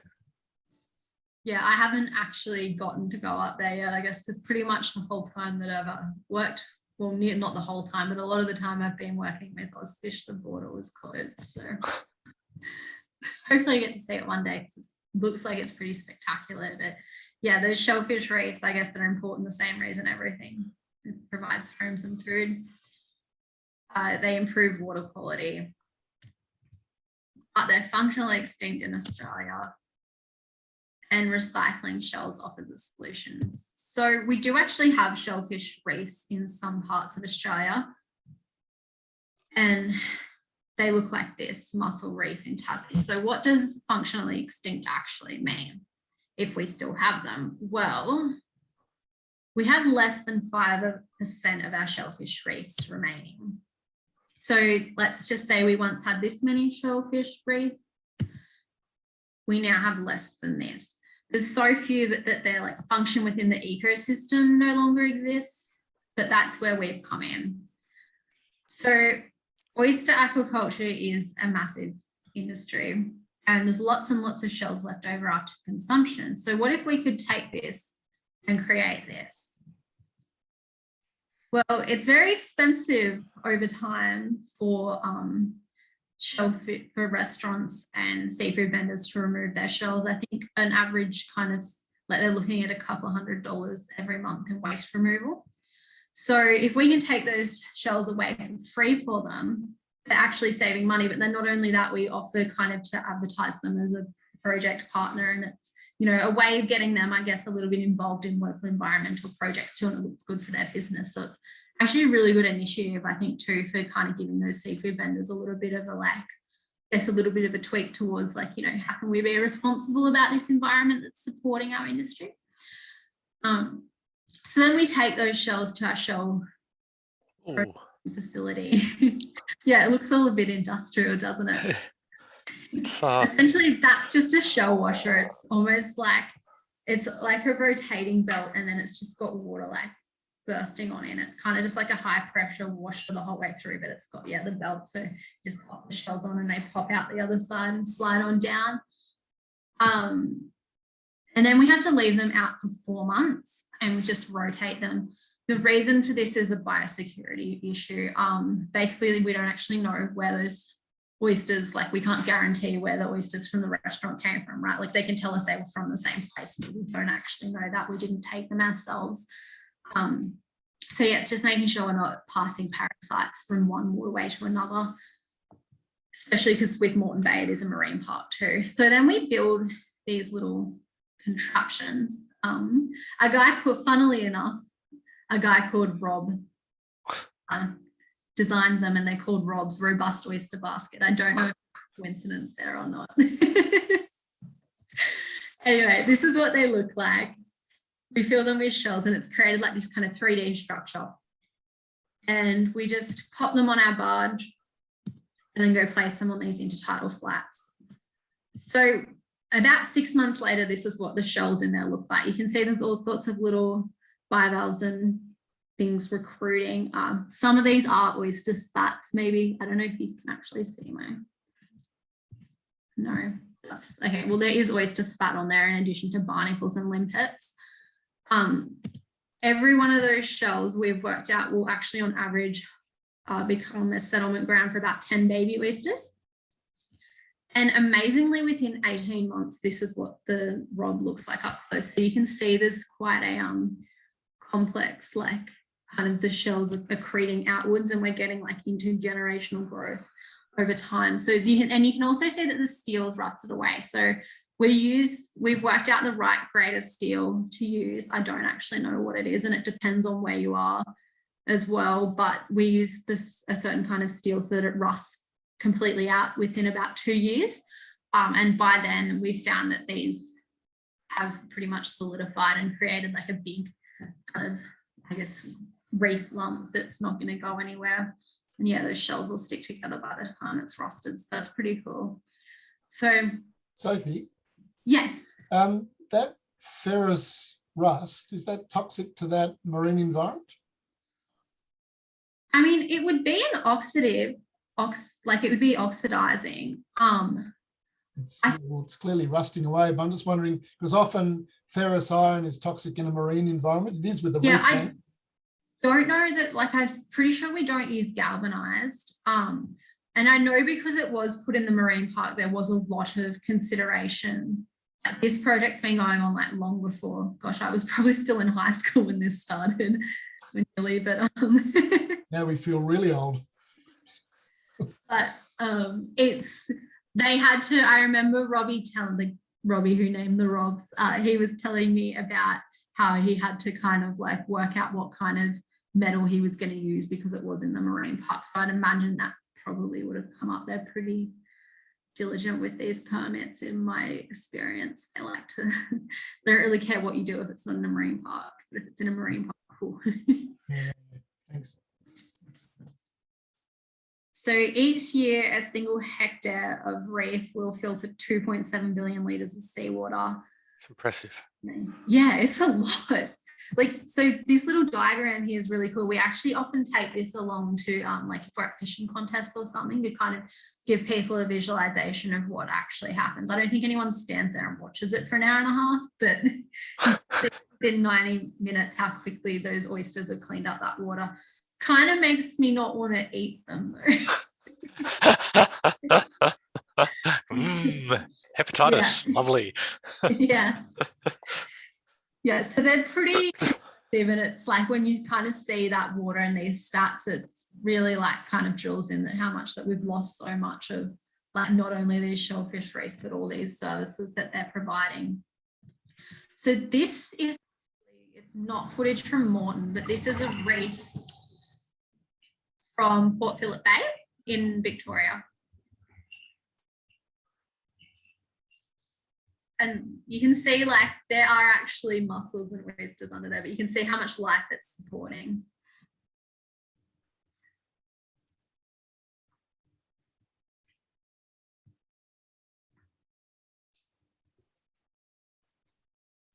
So yeah, you can just see from that that's actually like, I guess the kind of, you can go from a sand flat back to that kind of complex reef system. So was that an artificial reef or is that a natural reef? One of our restored ones. Okay. Yeah. I'm pretty sure that's an oyster one in Port Phillip Bay. Yeah. So we're still doing that as well with the Nature Conservatory down here. Okay. Yeah, my supervisor does his PhD on it down here too. So it's all very been thrown into the shellfish world in the last few weeks. So I don't know how they plan to do it, but Robbie seems to think that they're going to restore 100 hectares in 10 years in Moreton Bay. Good luck with it. Which will make 250 tonnes of additional fish biomass. And we've already diverted 100 cubic metres of shell from landfill. So next, let's take a look at our mangroves and salt marsh. So we're doing this at the Tuck-in Nature Reserve, which was actually the most acidic swamp in Australia. It had a pH of like 2 or 3. It was ridiculous. Like the guys had like their shoes started disintegrating and they had in one part and they had to like not go in there. So we're going to have a little look at Western Port Bay, which is down in Victoria. So mangroves, like everything else, are important fish habitat. Sorry, my computer's being a little bit slow. I really need to get a new one. Mangroves are also important because they protect from storm surges and are an erosion buffer. And they're also a very important source of blue carbon. So they sequester carbon. 17% of mangroves have been lost in Australia, and planting seeds offers a solution. So in Western Port Bay, there's actually, well, pretty much the whole bay, I think it's like nearly 60,000 hectares is considered a Ramsar, like it's protected under international legislation. It has been since 1982, and this has got to do with how much seagrass, mangrove and salt marsh there is, and also the water birds. And it's a recreational fishing haven too, which means that there's no net commercial fishing. It's one of the most southern mangrove forests in the world, and 40% of the bay is lined with the white or grey mangrove. The mangrove fringe is usually about 100 metres thick when it hasn't been cut away or made into a farm. It's also a significant source of detritus for crustaceans, so it's kind of like one of those primary producers in the food chain. Unfortunately, clearing, frosts and sedimentation have all resulted in mangrove declines. we've seen erosion as a consequence, and erosion has caused sedimentation in the bay, and 70% of seagrass has actually been lost in the bay, which, you know, as a Ramsar site, not only is this something that's locally concerning, but it's also concerning on an international level. And a lot of that does come from this erosion. So that's where the Real Big Fish kind of program came in, that we were going to restore 100 hectares in the next 2 years. It's a little bit of clever accounting though, the 100 hectares. It's more like 100 hectares is being like made better rather than completely created. So, and it's kind of like, it's, I guess this planting is also a bit of a cost-effective, long-term and self-sustaining solution to that seagrass loss as well. Obviously, it's not going to bring all of that 70% back, but it should hopefully help it come back naturally over time, slowly. So Western Port Seagrass Partnership, Melbourne Water and Bass Coast Land Care Network have all been doing experiments to refine techniques in Western Port. Surprisingly, you will see a bamboo stake with a seed attached to with a rubber band. That was the best technique, which is because it was also the cheapest and easiest. Well, I suppose rubber band will deteriorate after, I don't know, 6 months or something. So we've got funding to go back and remove them once the, like in about, I think about 3 months later, we're going to come back and pull all the stakes out. So that's good, because often the problem with a lot of these projects is you get money to do it, but then there's nothing back. I think that's why when you probably everyone's seen a lot of trees that are all of a sudden 3 meters tall and there's still like the plastic around them. And yeah. Sophie, can I ask, yes, keep mentioning funding, where does Ozfish get its funding from? You'll notice on my last slide for each one there is a funding acknowledgement, but BCF is our major corporate sponsor, so they give us a lot of money and also a lot of support. But mostly it's all grants. Like we write, you know, I probably write like 15 grants a year, 20 grants. Yeah, at least. So yeah, it's all, yeah.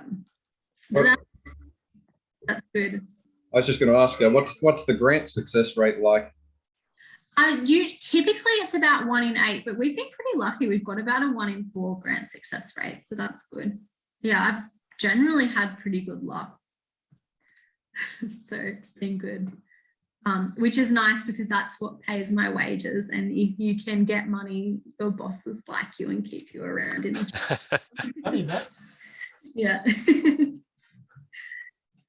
So this is basically, I guess, in a picture, what the project kind of looks like. We're engaging the community, we're getting them out there, showing them what's going on, getting them to collect those seeds, and then getting them to help with planting. And we're also doing surveys before and after, just to kind of see if the recreational fishers' views have changed at all, or if they're starting to see why we're doing this, why it's important. And then you can see our funding acknowledgements down the bottom. Thanks, Australian government, for paying my wage. So now I'm going to talk a little bit about how we've been working together. I hope I wrote your name right. That would be embarrassing if I didn't. I was thinking about it and then I checked it. Oh, it's nailed. You got it. That's good. I was like, is it fishes or fish? It's fishes, but don't worry, yeah. I'm forever spelling Australian and New Guinea. Yeah. So even I screw it up. Yeah, it's good to know. So I don't think any of us are going to forget the summer of 2019, 2020. Unfortunately, a lot of us probably saw something that looked like this. And since our waterways have been in massive trouble, for instance, this is like one of the tributaries to the Clarence River, and the riparian zone's been overtaken by Catspaw Creeper. So we've been doing weed removal on the Thuros River to protect the spiny crayfish, on the Rocky River to protect the eastern freshwater cod. We've been planting natives at Murdering Creek for honey blue eyes, at the Nimboida River for the eastern freshwater cod, and on the Manning River for the Manning River helmeted turtle. So you guys can see that even though we're a bit about recreational fishing, we also care about the little and the pretty guys. We've been doing water quality monitoring at Ruined Castle for the Blue Mountain perch, woody habitat installation at Cudgua Creek for the trout cod. It's impressive. Yeah. And ecological monitoring and understanding distribution in the Bundjalung National Park, which is just south of Ballina, for the Oxalane pygmy perch. So we kind of thought though, if we're like, think we're doing all this work in these areas, protecting all the fish, we should probably find out what is everything that's in there and how can we kind of tailor the work in the future to protect those key kind of species that we find and want to look after. So we decided we'd do some eDNA sampling. So eDNA is pretty cool. At any moment, we're losing little bits of ourselves to the environment. It's the same with fish. It's like we're shedding skin cells and hair, and fish have mucus coatings and they're constantly sucking in water and spitting out urea, which has got bits of their DNA in it. And amazingly, somehow, all I have to do is get a syringe and suck up a bunch of water and pass it through this little filter. Takes about 5 minutes, and send it off to give some people some money somewhere far away. And they can somehow extract that DNA, run an assay, which is just a fancy word for saying they do some analyses and come back with you with every species of fish in that waterway in the last 2 weeks within 2 kilometers roughly. That's kind of like your ballpark. Incredible. Yeah. So they pretty much like read the barcode and then match it to their barcode system.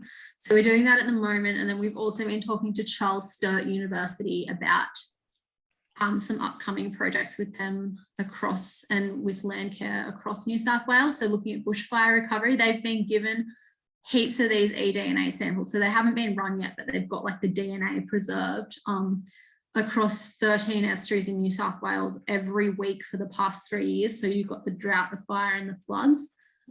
So basically we can look at the assemblage changes. So hopefully that one happens. It's going to be a really cool project. Yeah, it's incredible. And not only can you do it, there's actually ways that you can tell the sex of species, you can do age determination, you can do relative abundance. And you can even, one of my friends actually, he actually designed like the cod ends on trawlers and stuff. He's been with DPI for a long time. He's been using it recently that he takes bits of filament out of his nets on the trawlers and sends it off, and they can actually work out what catch has escaped from the nets. Anyway, it's pretty cool stuff. And each of these samples only cost like $300-400, which sounds like a lot, but when you think about the actual sampling effort that would otherwise go into detecting all these species, it's actually pretty good value. We did, however, have a problem, and that was to identify a species, you need a barcode, which essentially means that a little bit of its tissue at some stage needs to be taken, and it needs to have been analysed, and that barcode, I guess, almost like put in the system, or say. The big databases usually are open and global, but sometimes people don't like to share their databases. Obviously, not every fish in the sea or the river or the pond's been databased yet, and then other people like to sit on theirs. So we didn't have a barcode for honey blue eyes, and I'm pretty sure this is a honey blue eyes. They were pretty hard to find on Google. I think this is the right one. They all look very similar, these blue eyes. They're honeys. Oh. I've never seen one in real life before. I'd really like to, but I haven't. So Peter and Graeme were great, I guess, kind enough to offer some of their fish tissue to me. So Peter's got some little honeys, and he has some undernatured ethanol sitting there waiting for him to take some little fin clippings for me. We're going to send them down to the lab where our eDNA is being done, and they are going to make a honey blue eyes barcode, and we're going to make sure that barcode is available for everyone in the world to use, although I don't think they will matter for everyone in the world, but definitely everyone who does research on honey blue eyes can use this barcode. Excellent. And also we did initially need some for Oxalane pygmy perch until I finally sweet talk to DPI enough to get them to offer them. So thank you, Graeme, for initially putting the hand up there DPI eventually shared their barcode. They didn't actually know, they gave us tissue. Eventually. That is good because I just moved the few that I had into a 1,200 litre tub that'd be the other hard to weekend. get So, them out of. yeah, Yeah. and I've loaded it up with lots of structure too. So pulling that apart would be a pain in the ass. Yeah. I'm glad that I'm glad it, they had the sequence sitting there, but they wouldn't share it. That's just annoying. But anyway. But anyway, it is what it is. We got it in the end. Good. That's excellent. So we would love to keep working with you guys if you want, or if anyone's interested. There's all sorts of ways you can be involved in Ozfish. You can become a member. It does cost money, so you don't have to do it. Honestly, if you don't want to be a member, that's cool. You can actually just like one of our Facebook pages and you'll still see what's like for the chapter in your area, and you will see all the events, and you're covered by insurance irrespective of if you're a member, if you want to come along. And when you do that, you can choose a chapter. So you pretty much just choose the chapter that's closest to you or in the area that you're interested in, and then you kind of get all their emails about what's going on in the area and inviting you along to these kind of days that I've shown you what we do. If you do become a member, you get like BCX gift cards and hats and stuff, but yeah. Or we can chat about a collaboration. If you want to email me, my email address is there. It doesn't just have to be a potential collaboration. You might just want to tell me something that you've seen in your area. I am based down in Vic, but I know where everyone else in Ozfish is, so I can kind of point you in the right direction as well. See some emails. So yeah, that's about it. And yeah, so thank you all for coming along. And there is more information here if you want to follow what we're doing. Excellent overview, Sophie. My mouth hurts. Regarding the seat, you there? You there? Yeah. Yeah, regarding the seagrass, I have a mooring at Jack as well. And the government and Department of Transport recently gave us free eco moorings. Oh, that's good. Yeah, they're becoming. Yeah, it's a muddy, sandy, silty area, but I did find some seagrass there. For those who don't know what eco moorings are, it's like a big corkscrew put into the mud soil, talk to a specific setting. And there's a big flexible rope that comes off that to the float, then the chain or whatever comes to our boat. And yeah, that's pretty good of us. Yeah, we're doing a bit of stuff in Tassie with the little handfish down there and trying to get some eco moorings in, and also building some little kind of like nesting boxes for them. It's all very cute. But yeah, those eco moorings are awesome. And they're becoming more and more popular. I've just moved to Phillip Island, but I'm already in my head got some spots here where I'm going to try and get them put into. I really think they do need more beacons going into mooring places, places of anchorage in Woodland Bay. There's a lot of seagrass around the little ships club, but there's no clear path to there. You know, most of the seagrass should be upland. It's very, very shallow. We need a path to go to these destinations via beacons. I said no buts and maybes. Heaps of dugongs there. Yeah, okay. Yeah. Sophie? Yes. Does Ozfish do education around the projects that they're doing for local people or local fishers as well? Yeah. Absolutely. A lot of what we do is simply, you know, going along to schools or like fishing club meetings and things, or fishing contests, and we might even do all their presentations and just, you know, chatting. We have like ambassadors like, you know, like all the fishing show dudes like Stella or Starling and all those guys, and they all do talks for us. So that's good too, because I guess people kind of listen and respect them. So yeah, we're actually at the moment putting in a few grants as well to expand that. So hopefully like on a national level have like a big kind of program. But yeah, that Fish for Talk kind of, I guess, program landing page on our website has all the information on that and what we've done. But yeah, we're always happy like to come along to something and yeah, help out. And can I ask one more quick question? Of course you can.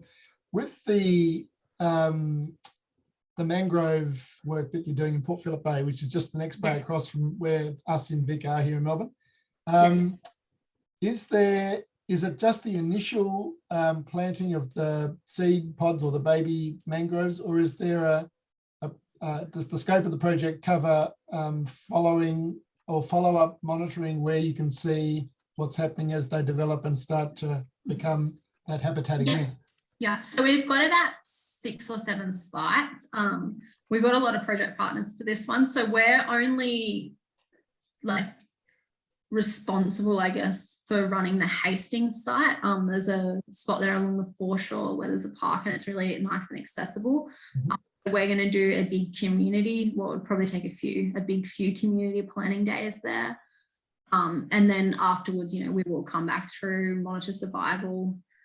Bass Coast Land Care are kind of, I guess, is led by the CMA, like the Catchment Management Authority, because they're kind of a big thing down here in Vic that manages these kind of projects and are a big, I guess they're like local land services out in New South Wales or something. I'm getting very used to all the different departments the last few weeks. My brain's going to explode.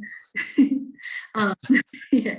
So Bass Coast Land Care are doing a lot of that kind of stuff and like teach, I guess almost because Ben and I haven't done it before. So we're kind of learning off them what to do. But yeah, we've got project money there and time to come. We'll do the initial stake removal after about 3 months and record survival and then come back again after a year. Awesome. Yeah. It's our general knowledge that Western Port Bay is an incredibly important nursery for juvenile fishes of lots of different species. Yeah. And it's a round site, as you said. So it's obviously of major importance. Yeah, we're trying to get a chapter established over here and get more and more projects happening. So yeah, we're hopefully going to do, I've got another grant that's all actually about establishing the two, and I'm going to hopefully do a bit of a day where we hire out a boat and take people around the bay and kind of show them all the important spots and things like that. So I can email you, Greg, when that happens. Well, it sounds good. Thank you. That's all right. Another question regarding the oyster cages. Why have you gone galvanized steel? Why don't you go 316 or stainless, 316 stainless? They'll make the structure last longer. And it will grow on the outside. It's expensive, more expensive, yeah, but it's got to be better than rusting away just to a shell bed. I didn't design them and I've never actually run a shellfish reef restoration project. It's just, I think it doesn't need to last. And for some reason, guys who look at those permits actually prefer something's not going to hang around in the environment than it is.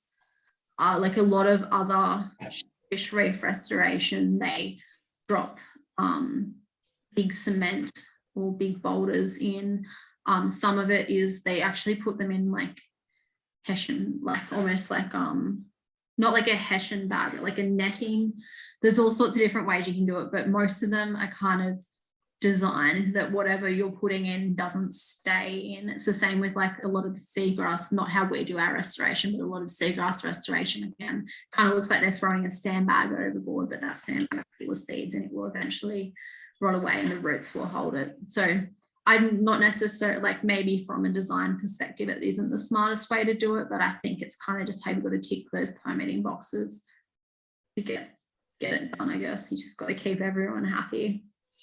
Isn't it just a matter of holding them together long enough for them to fuse? Yeah. So they fuse?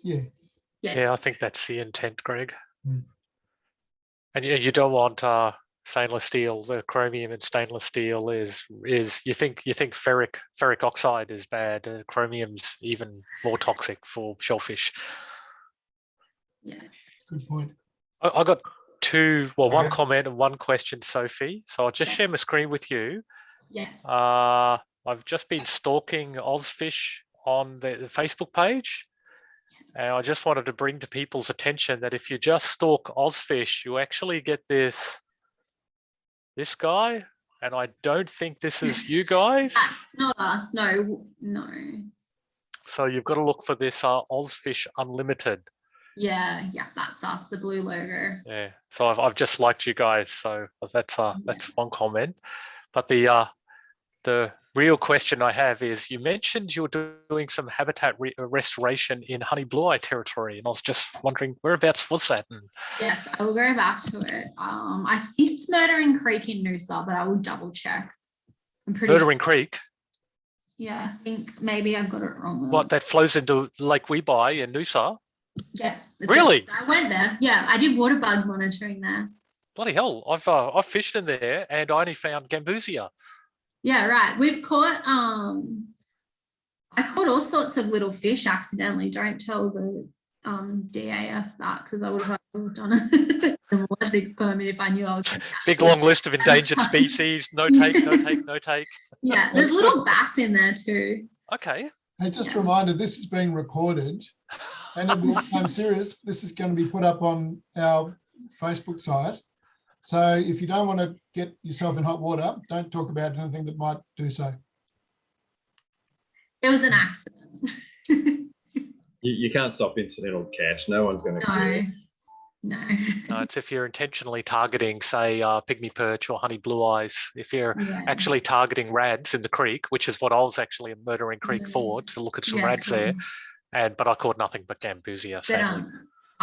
We haven't had, just because of the lockdowns, the way you kind of buy eDNA samples is you have to buy quite a few at once, and then you send them back in slowly and they freeze them, and then once they've got everything, they analyze them. So we haven't had our Murdering Creek samples analyzed yet, but when it has been, I can tell you if the honey blue ads came up in the eDNA.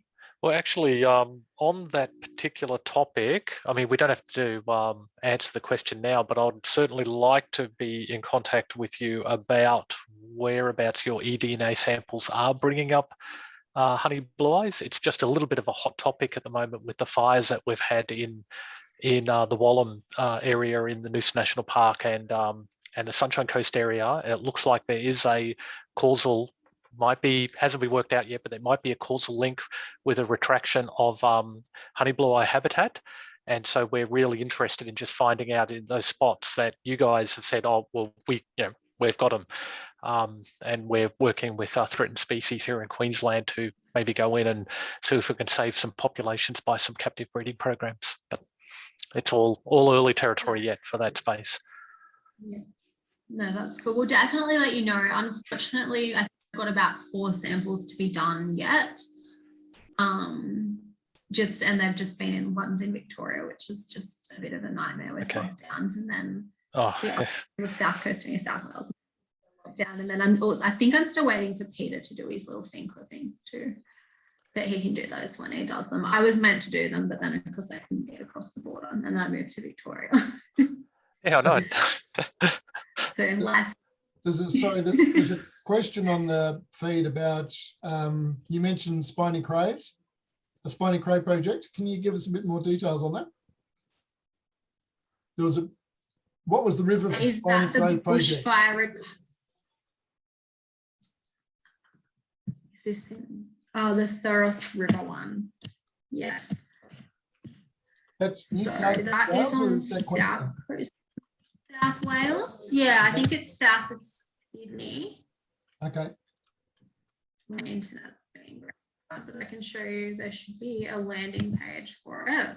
Do you, by some miracle, know which species of they look really fish it is?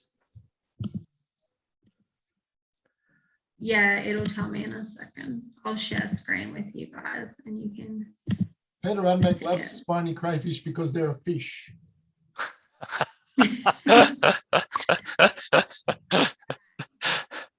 So here's you guys can all see this, right? Yep. Let's see what it says. If it tells us the species. Claytons. There we go. Thank you. Awesome. Yeah, there it is. Claytoni. The Turos River. Okay. They look really like this crayfish over there. Looks like it will bite you. I don't think it was very happy back in its picture taken. Yeah. Awesome. Thank you. That one. We don't need to see my screen anymore. Yeah. I might actually just real sneaky before we go share my screen again and take a screenshot so it looks like I'm doing my thing so I can show my boss if that's okay. Go for it. We'll go back into a random slide and do that. But you guys chat. I forgot to ask you to do it. Do it this yeah. Peter Unmat sometimes takes a screenshot. See, working for. I like Rachel's image where we're seeing like double Peter. Just share my screen. On my screen, Rachel, Peter's immediately above you. Oh, he's way below me. That's on my screen. He's not above me.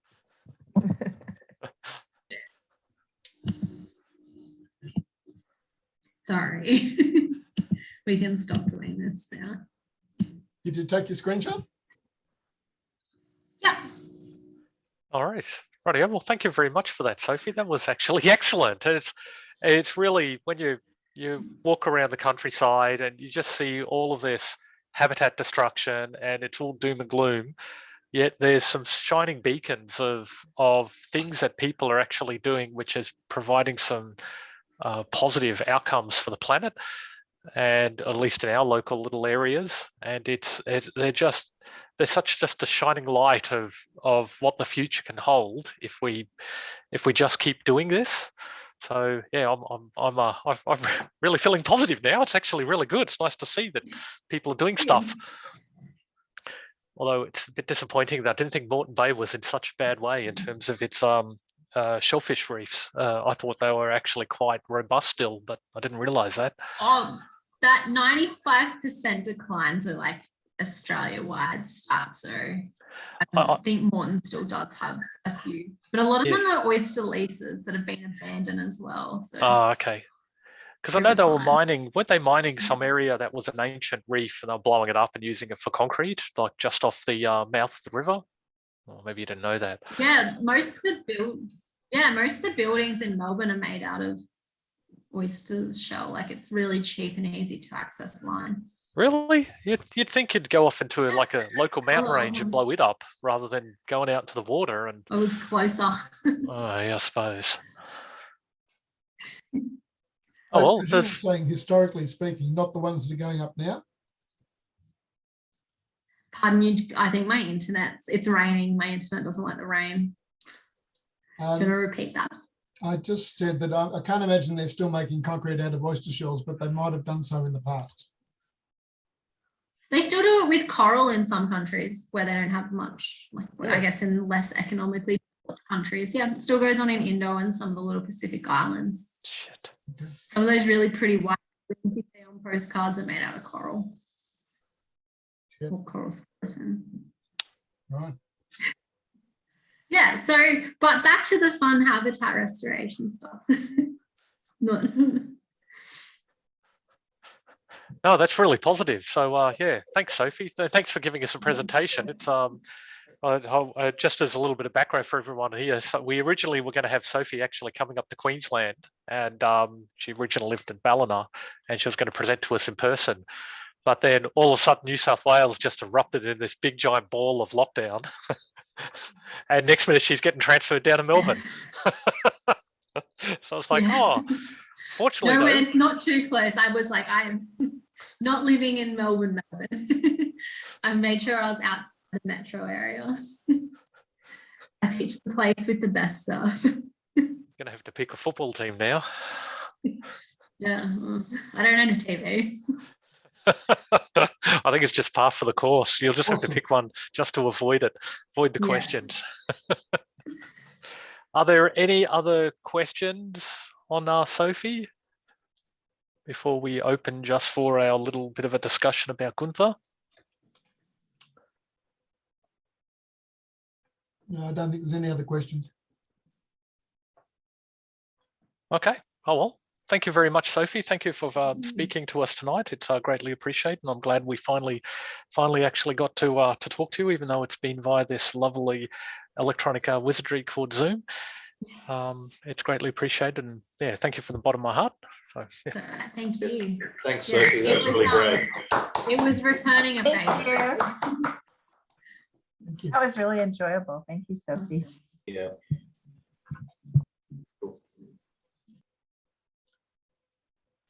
Okay, I suppose let's have a small 5-minute break, just because to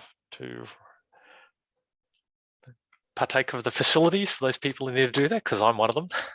Peter, do you have a question? I'm trying to work out how to make you unmute yourself. You don't play the bloody ukulele. You'll have to unmute yourself. I've got no idea how to do it. I see why you muted. Okay. All right. 5 minutes. Cool.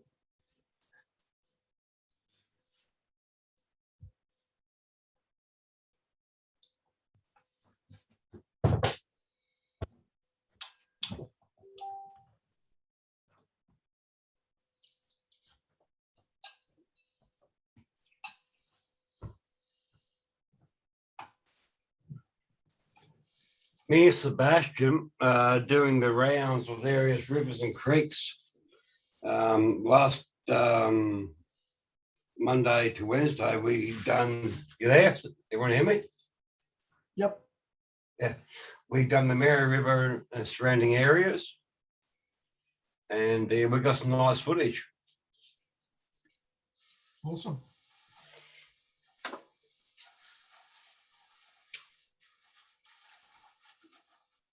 Awesome.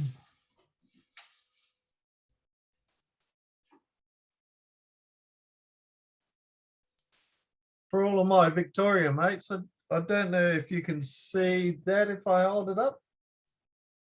That is Neil Armstrong currently. He went head over Turkey, and he's in a bad facial way. So yeah, he's having a bit of fun at the minute too, along with poor Gunther. Did Neil trip? Yeah, he was. He fell over and landed fair on the bridge of his nose, and luckily it was outside a doctor's surgery, so a couple of young blokes picked him up and took him in. But yeah, he's been very sore. He didn't break it, but yeah. You sure it wasn't the missus? Yeah, that's what I said. He left his honey on toast too long and Bev belted him, but yeah, it wasn't that. Oh, Neil. Yeah. Did you just show us a picture of him? Yeah. I missed it. Can we see it again? Okay, hang on. Andy, is he back home? Yeah, he when it happened, he just sort of, they took him home. I don't know how close I have to hold it to the screen. Oh my wow. goodness. Gosh. Oh my. Okay. Oh, that's a good whack. Yeah, it was a good whack. Yeah. Hey, tell him to change his Facebook picture. Don't worry, I've been trying to do it. Show it again. Show it again. Peter wants to see it. It's disturbing. Is it just me? Has Peter all of a sudden got way more attractive? Yes, he did. His name is now Rochelle. Oh, let's see that picture. Wow. Oh, jeez. Gosh. I thought he had a face mask on to start with. Peter. That's after 10 days. Gee. That is horrific. That would have hurt. That would have hurt. Yeah. So yeah, that was after 10 days. So well, he said the first couple of days he couldn't see through his eyes. He couldn't open them at all. So that's going to make him not want to get out even less.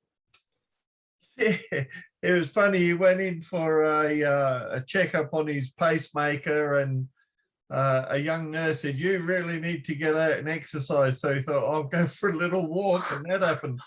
Oh no! That's a shame. Yeah. I'm just going to share my screen again while you're chatting and take more screenshots. That keep Okay, that's okay. my screen.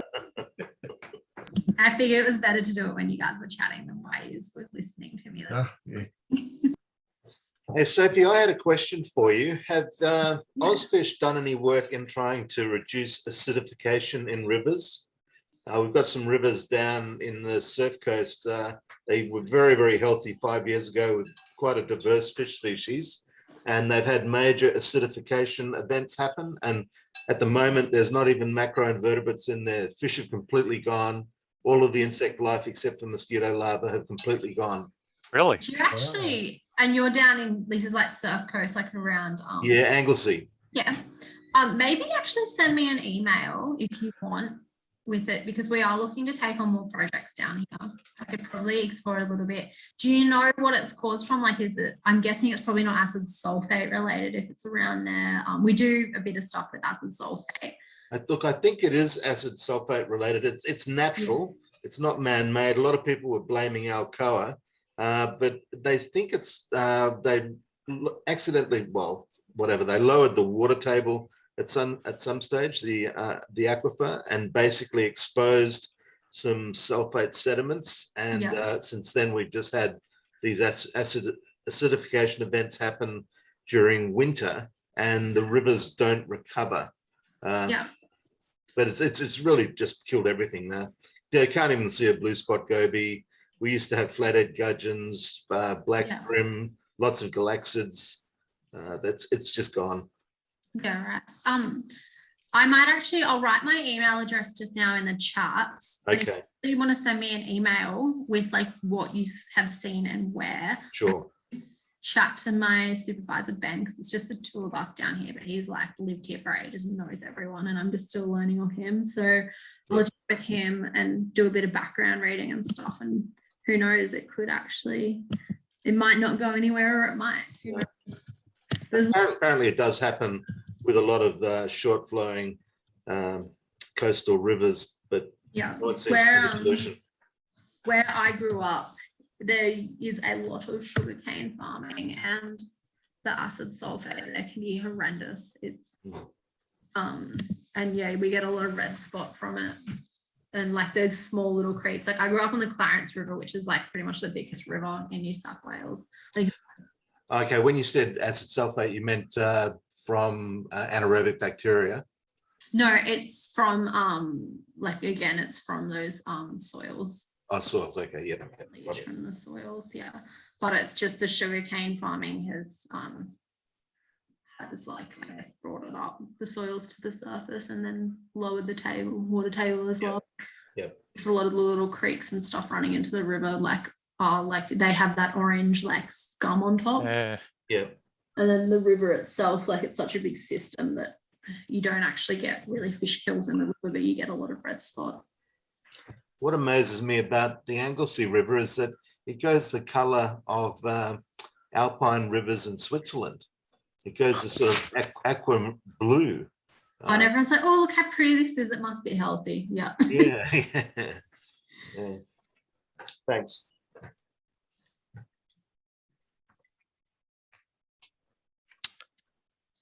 Okay, so before we kick off to just a general chat, so after we talk about Gunther, we're just going to leave this open as a general chat for people to talk, ask questions, have a chit chat until people kind of want to start dropping off, in which case feel free, don't feel like you need to stay on, you can if you want to. But yes, I guess I'll kick off with Gunther with a bit of a briefing. So people might be aware, people might not be aware, but Gunther's actually had a stroke about 6 weeks ago now. And initially he was treated quite adequately and robustly and was responding really well, but he's actually regressed, then come back, then regressed, then come back. And now it looks like he's moving, I believe this Saturday, into permanent assisted care. And Angie, his wife, is tasked with selling their house, and I understand that it's actually going on the market this weekend, their house up north. So as a small aside, if anyone's interested in getting a hold of some of Gunther's old photography tanks, so anyone who's seen photographs, Gunther's photographs, will realize that he's used a bank of about 9 fish tanks in order to produce those photographs. And I believe 6 of them are up for sale. And what I recommend is, as a general, well, contact me. Contact me is probably the easiest. If you're actually after a piece of history and you want to get hold of some of these tanks. Can I jump in, Graham? Yeah, sure, mate. You're probably all a bit late. Oh, I think okay. Leo and one of the ANGFA Queensland guys has put their hands up for them. Well, I was talking to mostly Rob just last to, night, and Rob told me some of them were available, and for me to put a shout Yeah, I out talked for to anyone him. that's interested. I talked to him about 10 minutes before the meeting. So James O'Shea's chasing them. Okay. He's got a particular. Oh, well, that's excellent. I'm glad they're going to a good home. Yeah, I thought so. Yeah, and mostly, the price was really cheap, but I think we'll find a way to bump it up somewhat to look after Angie a bit. Yeah. So all I want to say is, since this has been recorded, is that I know Gunther has been one of the most instrumental people that's influenced, I know, for me personally in the hobby, because pretty much every single fish photo that I've seen was either one of 2 people. It's either Neil Armstrong, who we've just seen an image of from Andy, has busy been injuring himself, and the other 50% has been from Gunther. And I suppose the other thing that's leaning in Gunther's favour is that Gunther's also been a published author, and he's had several books that he's had published, which down through the years I've actually purchased before I was even a fish keeper.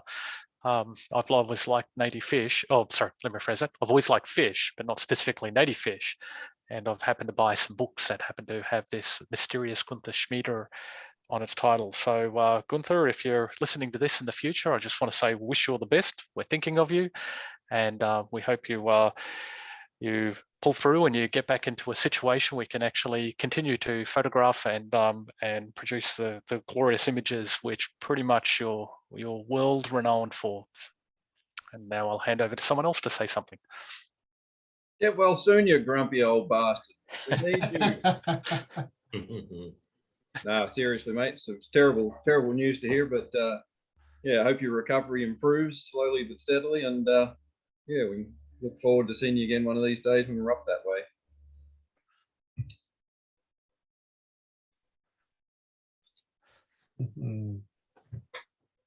Hey, Rob, you're on mute. Okay, now you can talk. Major technological gulp. Look, everybody, I've got one of Gunther's books. This book's got a lot of meaning for me. It came out when I was at uni studying fisheries ecology, and it just opened up a whole world of freshwater fish for me. Gunther signed it for me. When I had my disastrous shed fire 10 years ago, this was in my truck. So it was one of the few books that I've actually saved. So it holds a lot of special memories. And Gunther, thank you very much for setting my career the way it went. Get well. Can I say, Gunther, being involved in publishing The Fishes of Sahul for the last 5 or 6 years, having access to your images has been incredibly, well, we've been incredibly lucky to have that. And I shudder to think what it'd be like trying to put together a high quality magazine without those images. And whether people are aware of it or not, those images have quite a far reach. They go right around the world. They've been, as Graeme said, often published, and the standard of those images, as with Neil Armstrong, has really set the bar for a new generation of fish photographers that we see coming through. And probably without those pioneers like you and Neil, it would be quite a different landscape. So we owe you an enormous debt of gratitude, and we really are very lucky to have your images. So thank you for that. Yeah.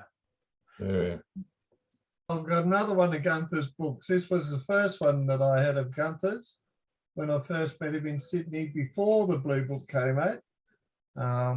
I've been lucky enough to go on a few trips with Gunther, and we've had some bloody good time chasing turtles and reptiles all over Queensland and a few other places.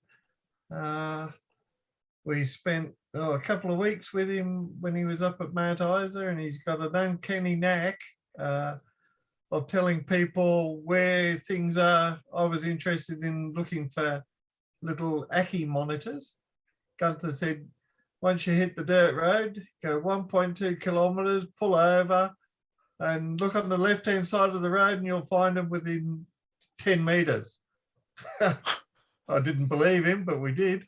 It was pretty amazing. He knows how to find them. He could just walk away for a few minutes and come back with another reptile or whatever. So get well, mate. I miss you, and hopefully one day we'll go out for another drive up there. So hope that you and Angie are both well. So let's just hope you do get better, mate. Cheers. Following on from Rob, I've got 6 of Gunther's books. I've got this lovely gem of rainbow. Oh, yeah, yep. And then, you know, there's so many different varieties of this book. There's this one, specially wrapped in plastic.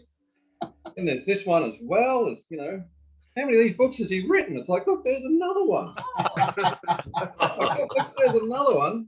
Look, there's another one too. How many copies of the Blue Book do you have there, Peter? No. 5. Hold up your blue book. I don't think I have a copy of the Blue Book, but I do have 2 copies of Cold-Blooded Australians. You've got both signatures on some of them. Maybe we should share. Yes. You know, like, Yeah, do we okay. I'm really going to go need get my collection. of these? Do you need one, Graham? Do I need to send you one? I'd love one, Rochelle.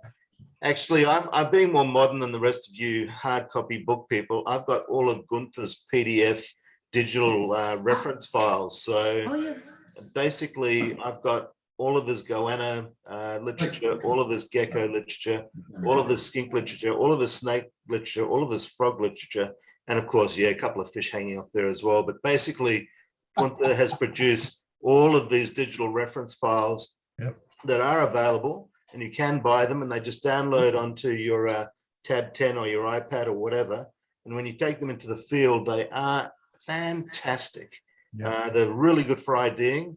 They're so portable, high quality, but again, it just reinforces his fantastic work in the field and recording all of this material. So thank you, Gunther. I've really enjoyed taking them away, and I think you've done a hell of a lot for you know, the natural world and people that want to enjoy it. Really have. Thank you. They're also John, very cost effective. Sorry. For people that don't collect books but want that reference material, buying the PDF version or the online version that John said you could download, it's really, really cost effective. So thanks, Gunther. Sorry, Rochelle. Oh, no, I was just saying, John, you said you have all that on PDF. Yes, thousands of images, all listed, and quite a few of the PDF reference books have maps. You know, it's good stuff. But it goes through, I haven't got any of the mammals, but I've certainly got all of the reptiles, amphibians, fish, turtles, yeah, a lot of stuff. Maybe one day I'll do one on insects. Fishes, not fish, fishes.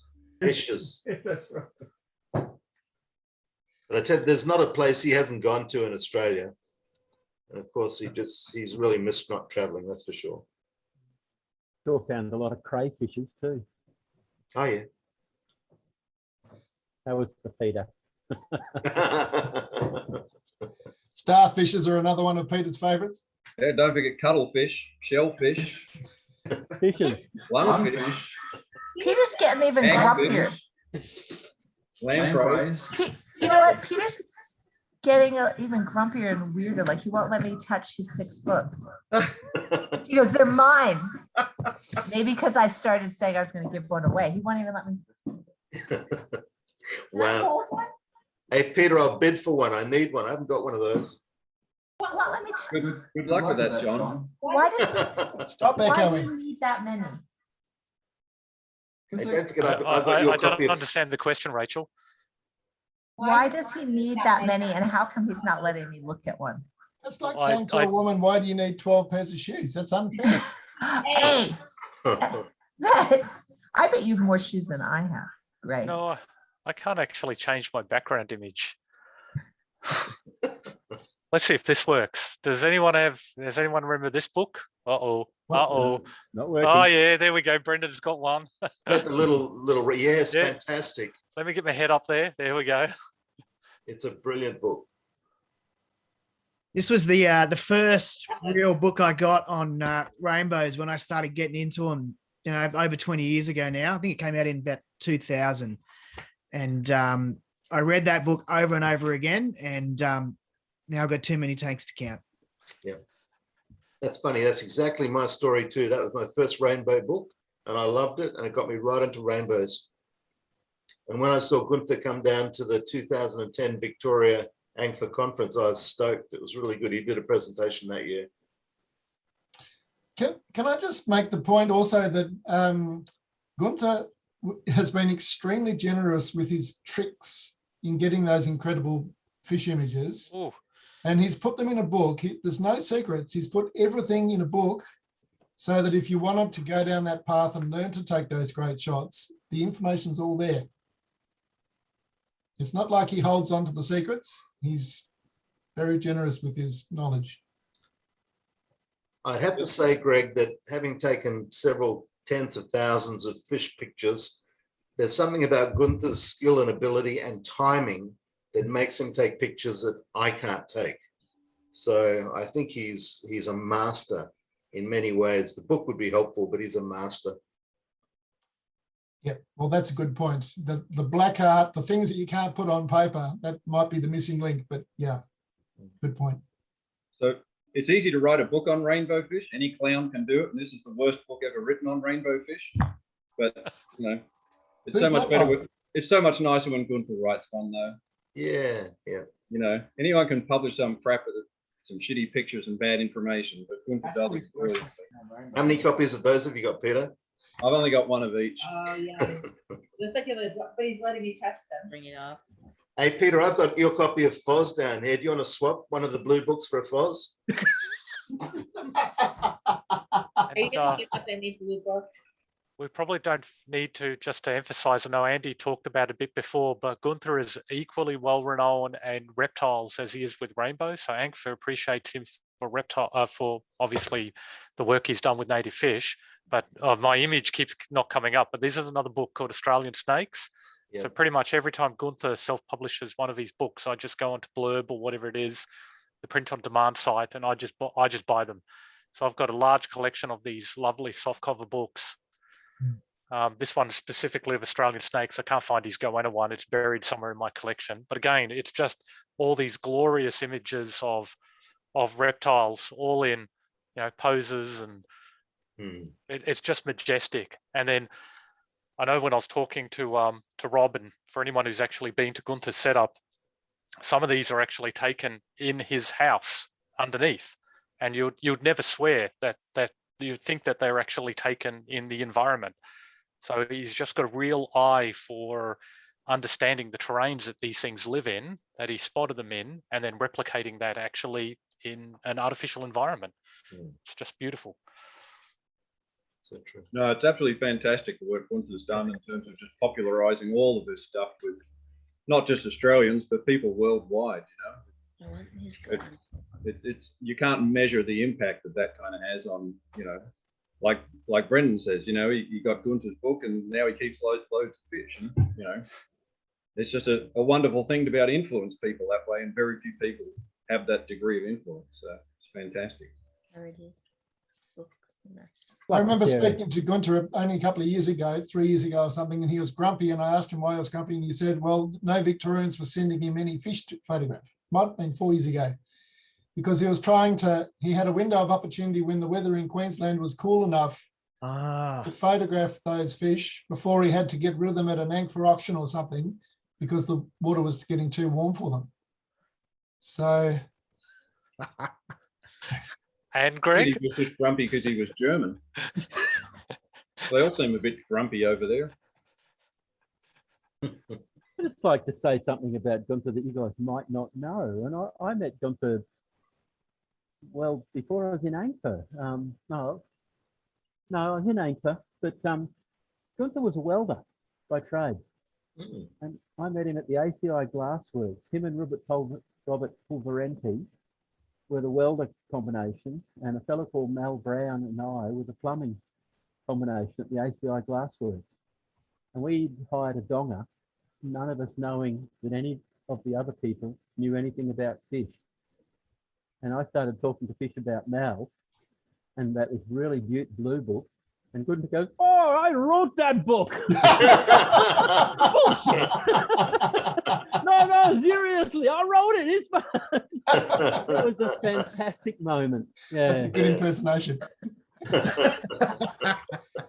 I guess the other thing about searching for geckos, now that you're stirring memories, is when Steve Brooks and I were working on redfin blue eyes in the early 90s, Gunther came out once to photograph the habitat.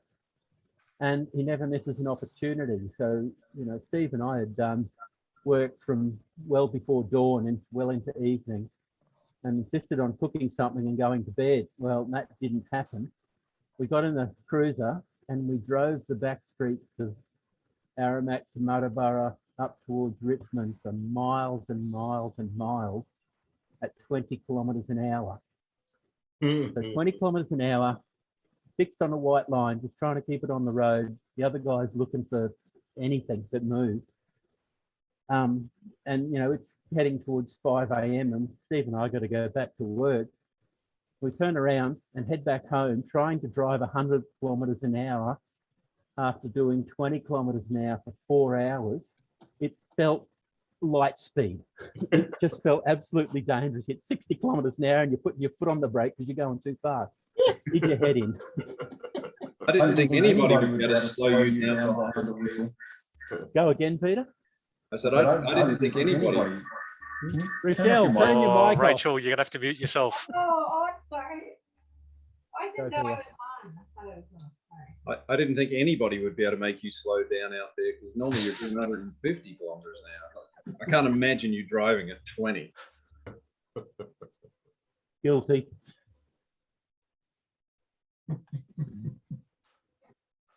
Okay. Is there, I suppose, just looking down the list of the people here, Leo, do you have any contributions to any bemusing anecdotes to going down and getting Gunther to photograph all those rads in your magnus opus? Take it off mute, Leo. I think it's past Leo's bedtime. I think he fell asleep. Not at all. Does anybody else have any little vignettes that they're willing to contribute tonight? Just take yourself off mute and start talking. It's okay. Just get better, Gunther. Yeah, you're here. All right. I'm signing off, Pete. Good night, John. Good night, John. See you later, John. Okay. You there still? Yeah, we're still here, Shane. Okay, off the subject a little bit. I'm doing a lot of kilometres with Sebastian and meeting a lot of people. Now, I think we really need a little booklet that shows our native fish, the basics, and our phone number, ANGFA website. We really need something people can touch and feel. I had a little trap at Obiabi Creek with an adult and his 3 kids swimming. They were blown away. Like my first time I seen the rainbow fish. Wow, these fish live in our creek. So I changed the people's life, but what we've got to pass to them. That can go to fish to schools as well. A little booklet to all the kids of our basic fish, gibberellii, glass perch, etc., etc. So what we do have is we have a 2-page brochure, double-sided brochure, which you can fold into what they call a DL format. That's like that 1/3 brochure type thing. It's all in thirds. So we've got them, at least in Queensland, and we do hand them out. It's just that we've been locked down for the last 2 years and people haven't had access to printers. But I could definitely send you a copy, and if you want Please, to print them out. I'll print them out. But Sebastian's got the perfect book. It really, is out there. So what we goes to the basic fish. It really is good. What one of Acres really got to come up the plate, I think, and promote us, promote our fish. What's a booklet? Pass it on. A little booklet. The thing is that there is so much information about native fish, which is washing through the system at the moment. It's just that no amount of information is going to let no amount of information. What I'm trying to say is no amount of information is going to replace you Shane and Sebastian's enthusiasm for native fish. So you guys are our actual representatives. So don't sell yourself short in thinking that you need a piece of paper to hand over to them. Tell them about native fish. Tell them about our website. Tell them about our Facebook page. All they've got to do is just Google ANGFA and it will come up. All the ANGFAs will come up. There'll be 20 hits of ANGFA. Half of them will be Facebook. We still need hands-on. We need hands-on a little bit. I'm actually convinced Sebastian to do a business card up. Actually convinced him. Yeah, no, look, I've got no problems with people doing things like that. There's never a problem with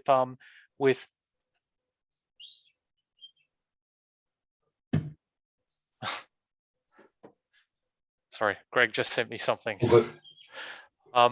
Yeah, there's the good thing about, okay, so rolling back to when I first joined ANGFA, no one knew anything about native fish. There was a few little books floating around, and the only thing is that there was this club called ANGFA. If you joined ANGFA, you learnt all about native fish. And we got these crappy photocopies in Queensland, which were photocopies of photocopies of photocopies. And from those photocopies, I identified my first native fish, which was a firetail gudgeon, which I caught out of the Bremer River. How sad is this? You know how they say you can measure your success by measuring how far away you are from where you were born? Well, I can see the hospital over there where I was born in Ipswich here. But anyway, so I caught these fish in Ipswich, and ANGFA helped me identify that. But what after I learned from that is there were all these books. So there's Ray Leggett's book, the famous orange book, which is probably still the best book, and it's only $25. It's still only $25. It's been $25 for 25 years. Are you talking about the orange book? The orange book, Ray Leggett's book. Yeah. That is the best book to just give off to new people. Everyone should have one. Of course, I have two because I don't know. I just ended up with two. I don't know how. Unback's got 10. Shane, this is something that you should have. You should have these books in these libraries like that Brendan's showing or Liam's showing. Is a collection of these things, and even have two and cart one around in your car and show people these things because they're all available for sale. And sorry, I'm just laughing at the number of books that Brendan and Liam now are showing. I feel emasculated now. I only have two. I must rise to the challenge. Peter just got up. He got all excited and got up and went to the back room. He's getting some more books. You must have something else back there. But what we do, Shane, is we do have this brochure that we give out to anyone who's interested. All they've got to do is print it out, fold it up, and hand it out. And normally, when we do field trips, we've got about a dozen copies, and we just hand it out to all the locals. But as you know, with our field trips are kind of intermittent at the moment, just due to lockdown and everything. But hell, I'm happy to print off a bunch of copies of work, and next time I see you, I'll just give you 20 copies, and you and Sebastian can just give them out to whoever you want. It's got our website, it's got our Facebook page, it's got our contact details on the back, it's got our postal address, which is actually my address here at home because we shut down our PO box. It's got our email address, and it's got some lovely pictures of Gunther's fish and a few action shots on it. So yeah, I can email that to you, and you can have a look at it, or give it to Sebastian and get him to print off a bunch of copies if you need to have it for your next field trip. So yeah, we've got the information. It's just that what we need is people like you to give that information to the great unwashed, because one thing I've discovered is people out there want to know because they don't know. They think gambusia are a native fish. And it's like, that's not the case. I'm one of those silly feels. Did you say the great unwashed? What? The people who don't understand about the beauties that we call rainbow fish, like this guy that's here. Look at that. Beaning Creek trifasciata. What a majestic species. And you know what? I caught that guy in 2008 and he's still alive today. He's doing a few death rolls at the moment, so I don't think he's got too long left, but that's how long these things live for. You do know that for some people looking in on this group, we might come across as being freaks. I don't know. Sophie's still here. It takes one to know one. Did you say we might come across? There's people who love and adore fish. Then there's these other people out there who pay tax, who do things to generate the world so we can live in it. I don't think you guys are weird. Oh, I'm obsessed with fish. I honestly, after having those fish control my life, like you guys know, breeding fish, especially when you have to do it, you don't really want to do it, right? I'm pretty happy. I think maybe like 6 months after I no longer had an enemy fish, my boyfriend wanted to get goldfish, and I was like, don't. Not want to look at a fish in a tank for a good few years. I loved those fish. I don't think you get it all. So there's one better orange book than Ray Leggett's book. Oh, come on. Fair income. I've never even seen that book. What is it? And both of the authors are on here. Go closer to the camera. And I've got more copies than anyone else in the world. Oh, wait, let me, it's brighter over here. Oh my God. Oh shit, it is orange, it's not red.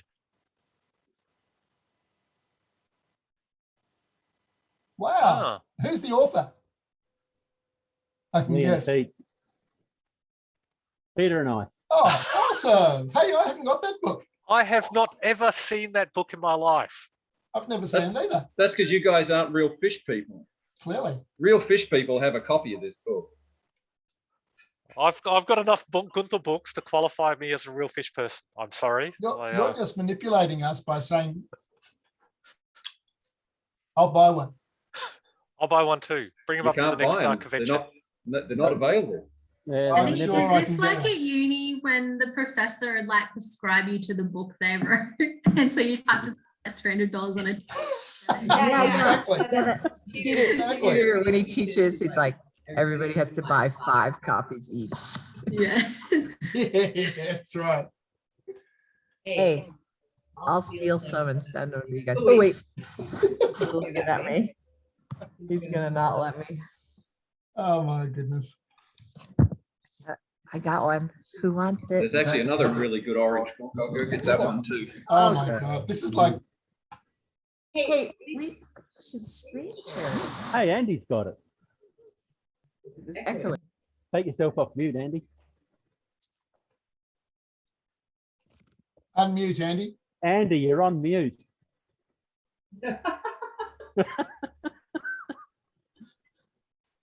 Sorry, guys. It is the same book, but mine looks different on the cover to Peter's. You got the limited edition. That's the same. You think? Yeah. It's the same. Yeah, it's the same. Awesome. Brendan. Oh, go. Take it back. Yeah. And wait, it gets better. One of these is signed by Gary Lang. Oh, what do you have, Graham? Sorry? What do you have? Oh, Phantom arm. so this book here, just Liam put it up before, and it's just like I've spent many years trying to get that one. I just can't. Yeah, there it is. Graham, you're a ghost. You're a ghost. I know. It's like I just bring my head up, but then I just went, but then wait, there's more. Oh, wait. Have you got a copy signed by Jerry Allen? I can't see No, it. no, I've got a copy. I've got Gary Lang's copy when he brought it over to Australia, and I bought it. Oh, that's not Jerry Allen's book. It is Jerry Allen's book, but you're missing the point. I've got Gary Lang's copy of it when he was selling you're a very it. lucky man. And I've got a book here for some reason. It's stamped with Elaine and Ron Turner, like it's got a watermark up there of Elaine and Ron Turner. And I don't know if you could see that name underneath crossed out. It's Neil Armstrong, I believe, in his handwriting. Yeah. That's got a history just in the front of the book. I don't know how I've ended up with this. I think this meeting is degrading into who's got the biggest book collection, or I don't have the biggest book collection. I just have accidental things.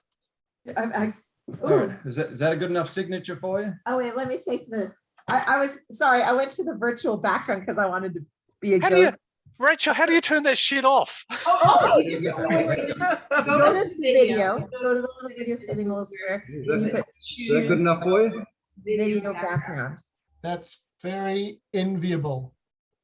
Well, a Jerry one. I'll make you an offer. He signed my. Oh, sorry. Yeah, he can't signed turn a couple my copies background of the Black Tetra book too. Can't tell me that. I'll buy one of them. Not for sale. Everything's for sale. I think this meeting is. I think I'm only down to about 5 copies Yeah, of did it you now. see the other orange book? Damn wife, she's useless. Doesn't show my books. Buddy Gary Meth. Yep, I knew it. Too many fucking screens. Mine's better. Oh, Hey, God. what's your language? Oh, yours is terrible. This is Wow. the Fishers of the Death Valley system. It's Oh, also orange. wow. Is Yeah, that I've your got 12 PhD? copies of this one. that would be cool. But this is one of my favorite books I've ever read about fish. Did you write it? Yeah, I haven't got that one. 1978, I think it was written. You weren't even born in 1970. Right around the time when they were just about at the end of the battle to save Ash Meadows. Yeah, wow. So this is all around the Devil's Hole pupfish and the other pupfish that live in the Death Valley system. It's a pretty cool book. Because it's an awesome book. Why do you need that many? Because they're out of print. You can't get them. Well, what are you gonna do with them all? Give them to these people. I have given some copies away. But I suppose Quarters. Didn't I give you one, Rob? Was that Greg. before the fire or after the fire? He's talking, but we can't hear him. the Ah. Was that Oh, before we don't or have after the our fire? volume on. I'll buy a copy. Do you think this meeting has run its natural course? nah. Yeah, off you go. Come on. Greg. Greg's running Greg's that. tired. Oh, I love talking, but yeah, Well, I think the point with the books is not that it's about saying, you know, who's got the biggest book collection versus who hasn't. The point is there's a massive collection of information about Australian native fish and New Guinea native fish and the Indo-Pacific in general that's out there now. And you don't even need to actually access those books because those books are often online. So you can just Google it. The information is at your fingertips. Yeah, and the ones that aren't online, let's just scan them and put them in because it's ridiculous. And then I'll send whoever wants one, who's messaged me. if anyone does have a copy of the original Tappan book, PM me. Which one? I bought a reprinted version of it. Oh, that one. Yeah. Well, I don't want to, you know, throw Leo under the bus or anything, but I do know he has multiple copies for this time. Really? So, but I believe they're going to be very, very, very, very, very expensive because they're an investment. This is the one with the leather binding. How expensive? Only, I believe they were all numbered individually and there was only like 45 of them or something like that printed. How much does he want for them? I don't know. You have to ask him. Now I can't sleep. This is hopeless. And now it's going to be it's how deep are your pockets? Greg, for you, special $1 million.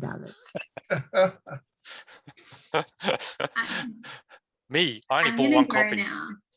Thank you, Okay, Sophie, no worries. For Thanks having very me. much. Sorry, I don't have any of my books here yet because let's come into Victoria and I'm feeling left out. And also, I'm like an old woman and I like to go to bed at like 8:30.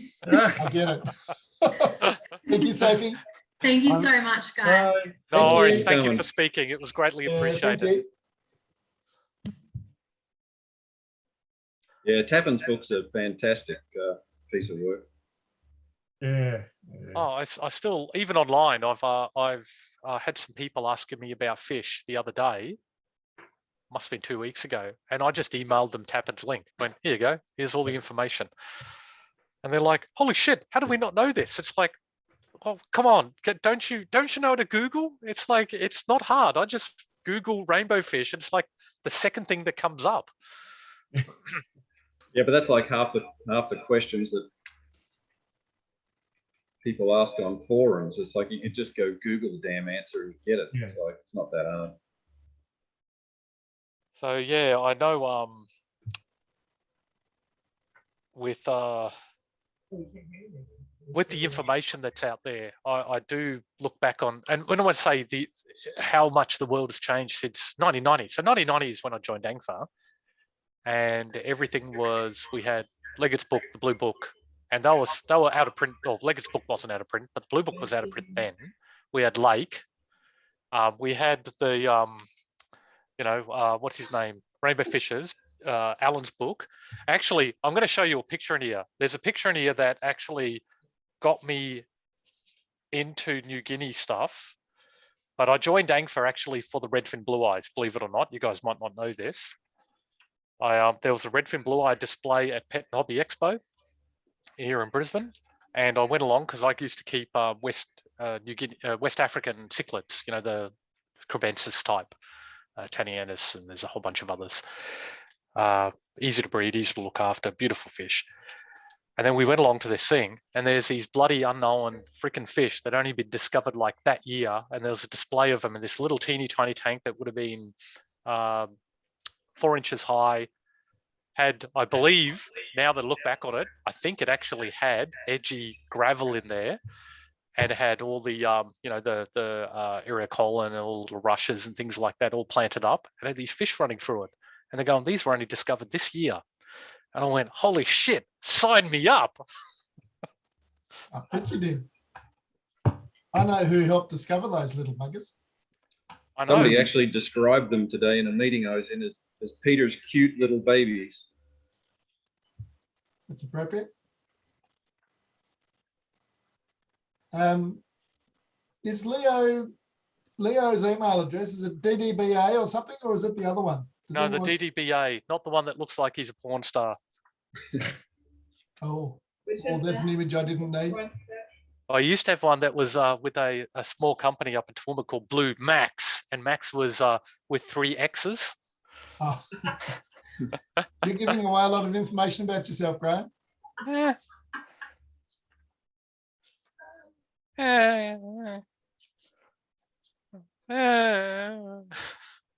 Wait, is this being recorded? Very late. Very late. Shall we elegantly and quietly disband? No, I found the photograph of this Goldie Eye. So let's see if I can get myself.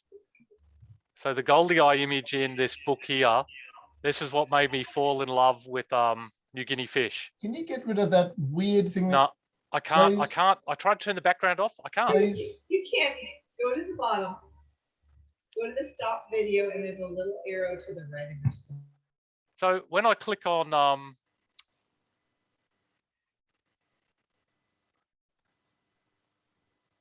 okay, share screen, choose virtual background. This is what it gives me. How do I turn this shit off? Oh.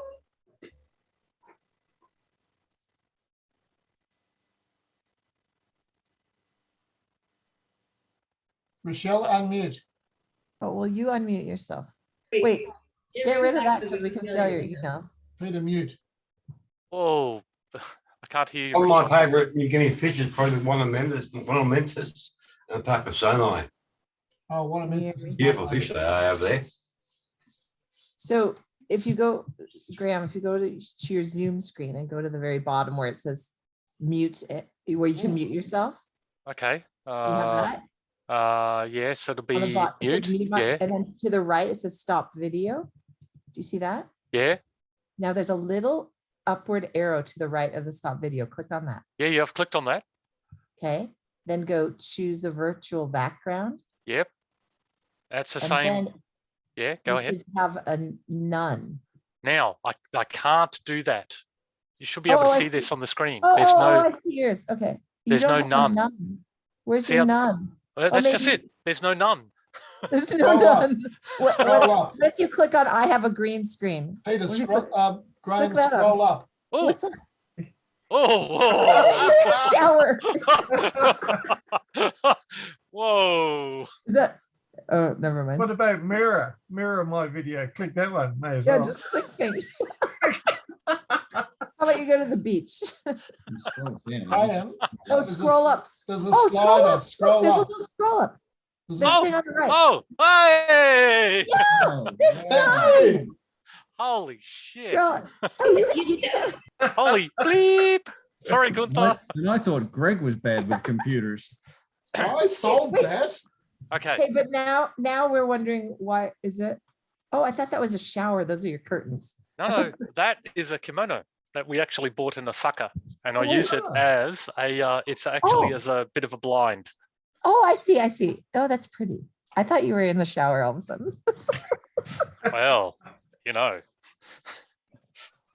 Oh my God. I want to mute myself. This meeting is changing. It started off so well. Yeah. There we go. Okay. So there's that image of a goldie eye. Yep. Which has got to be one of the most dullest, boring looking fish in the whole book. I saw that picture and I just went, holy shit, this is incredible. Because it's one of the few full page images. And I think this might actually be, yeah, look at that. Photo by Gunther Schmida. So Gunther, there you go. You were responsible for getting me into New Guinea rainbows. The rest of them are all this crap that Alan or someone else has done, of dead fish or fish that have been splayed out, or they're crappy things like this. Like this is a Herbie axolotli. Now, they're a great, majestic fish, just beautiful. Yet if you looked at that, you'd go, oh, yeah, it's nice, but nothing like the photos I've seen Gunther's taken of this particular fish. Yeah, Jerry's photography has come a fair way since back in those days. Oh yeah, definitely. Oh, look, I'm not Definitely. disagreeing with it, but you can see there's segueing back into what Gunther's done. Even back then, Gunther was taking world-class, excellent photographs of native fish that just looked modern, they look crisp, they look like fish that he would photograph today, that experts would do today. Yeah, and then when you contrast it with every other people, it just chalk and cheese. Yep. The scales of difference between them. Can I just make the point that back then he was using chemical film and he didn't know if he'd got the shot until he'd had the film developed. Whereas these days, of course, you know straight away. And that for Neil and for Gunther, that must have been life transforming when digital became so convenient and good. I think it was for everybody. Yeah. Oh, I missed the dark room. Dodge and burn. Turn the dodge light and off. And how many photos does Rochelle take a day? 50 or something? Yeah. I better not. I better be quiet. I better mute myself. Hey Pete, I saw they got that Daryl Venables has left the mob in town there, so we might get fish through a bit quicker now on the allowable import list. All right, yeah, that'd be a good move. Well, we've got at the moment we've got Dorothy I in, and we've got Alan I in, and I wrote to the minister because it took 6 months for them to even acknowledge that they got the Alan I report. So yeah, I've asked for some time frames on the whole process, because I said to him, I'm over 60. I said, Dorothy, Leggett took 12 years, and I may not be around in 12 years to answer any questions. So, but I have got all the Glossolepis and all the Chilatharina reports all done. They just don't want them all at once at the moment. Andy, that PDF that Dave Wilson shared of the LNI application, that was an incredibly comprehensive document. That must have taken hundreds of hours. Yeah, well, I've done 17 of them. I thought it was something I could do for ANGFA. So yeah, I did them all and sent them on to Dave, double checking and things like that. But extraordinary. What they say is we don't have enough scientific papers. Well, I can't find the scientific papers. So, you know, I just went through every bibliography that I could and find references everywhere. Yeah, so each one takes, a fair bit of work. There's about 35 pages in each. So, well, on behalf of ANGFA, thank you. Oh no, I just want them in before Pete blows them all away. I probably should, on a little smaller side, to remind everyone that while we've been speaking about Gunther, who's a life member of ANGFA, and also Neil Armstrong, we've touched on him, he's a life member of ANGFA, but we've actually got a living and breathing life member of ANGFA. Actually, they're talking to us at the moment, the name of Andy Wattham. So yeah, thanks for joining us, Andy. Oh, that's all right, mate. No, I still love the fish, but I'm like Gunther. I've got a stroke and my right side doesn't work properly, so I can't keep the little buggers anymore, but I can type with one hand. Do you do all that typing with just your left hand? Yep. That's pretty impressive. It takes a long time, believe me. Oh my God. You never thought about doing the speech to type route? That seems to work pretty good for some people. Yeah, so yeah, I just want to get those all in and see if we can speed up the process a bit, because we're doing it legally, but you know, some of our members have still got fish that aren't allowed in at the moment, so and I don't think we should be advertising them on the New South Wales ANGFA site, even though they're not a proper ANGFA group anymore, are they? Oh, they're still ANGFA. All of us are ANGFA. Yeah, I just think advertising Melantonia ANGFA and Melantonia picta and things like that on their website for their auctions, I think they could be asking for a bit of trouble. Yeah, it is a bit disappointing that, I mean, that's one thing that ANGFA, now we're segueing into something else, but you know, definitely we don't support smuggling, and we don't support the proceeds of smuggling and all that sort of stuff. Yeah. But at the same time, we're not a police service, so that's you know, right. Yeah. I'm not about to march into Greg's fish room and just go, mate, you know, your entire fish room full of Illuminatus. Sorry, I'm going to have to seize that. Take it back up to Queensland and look at it in my own fish tanks. Actually, New South Wales are giving some away free at their next meeting. I did see that, actually. Illuminatus and Ivan Stoffeye. Yeah, Honey Blue Eyes.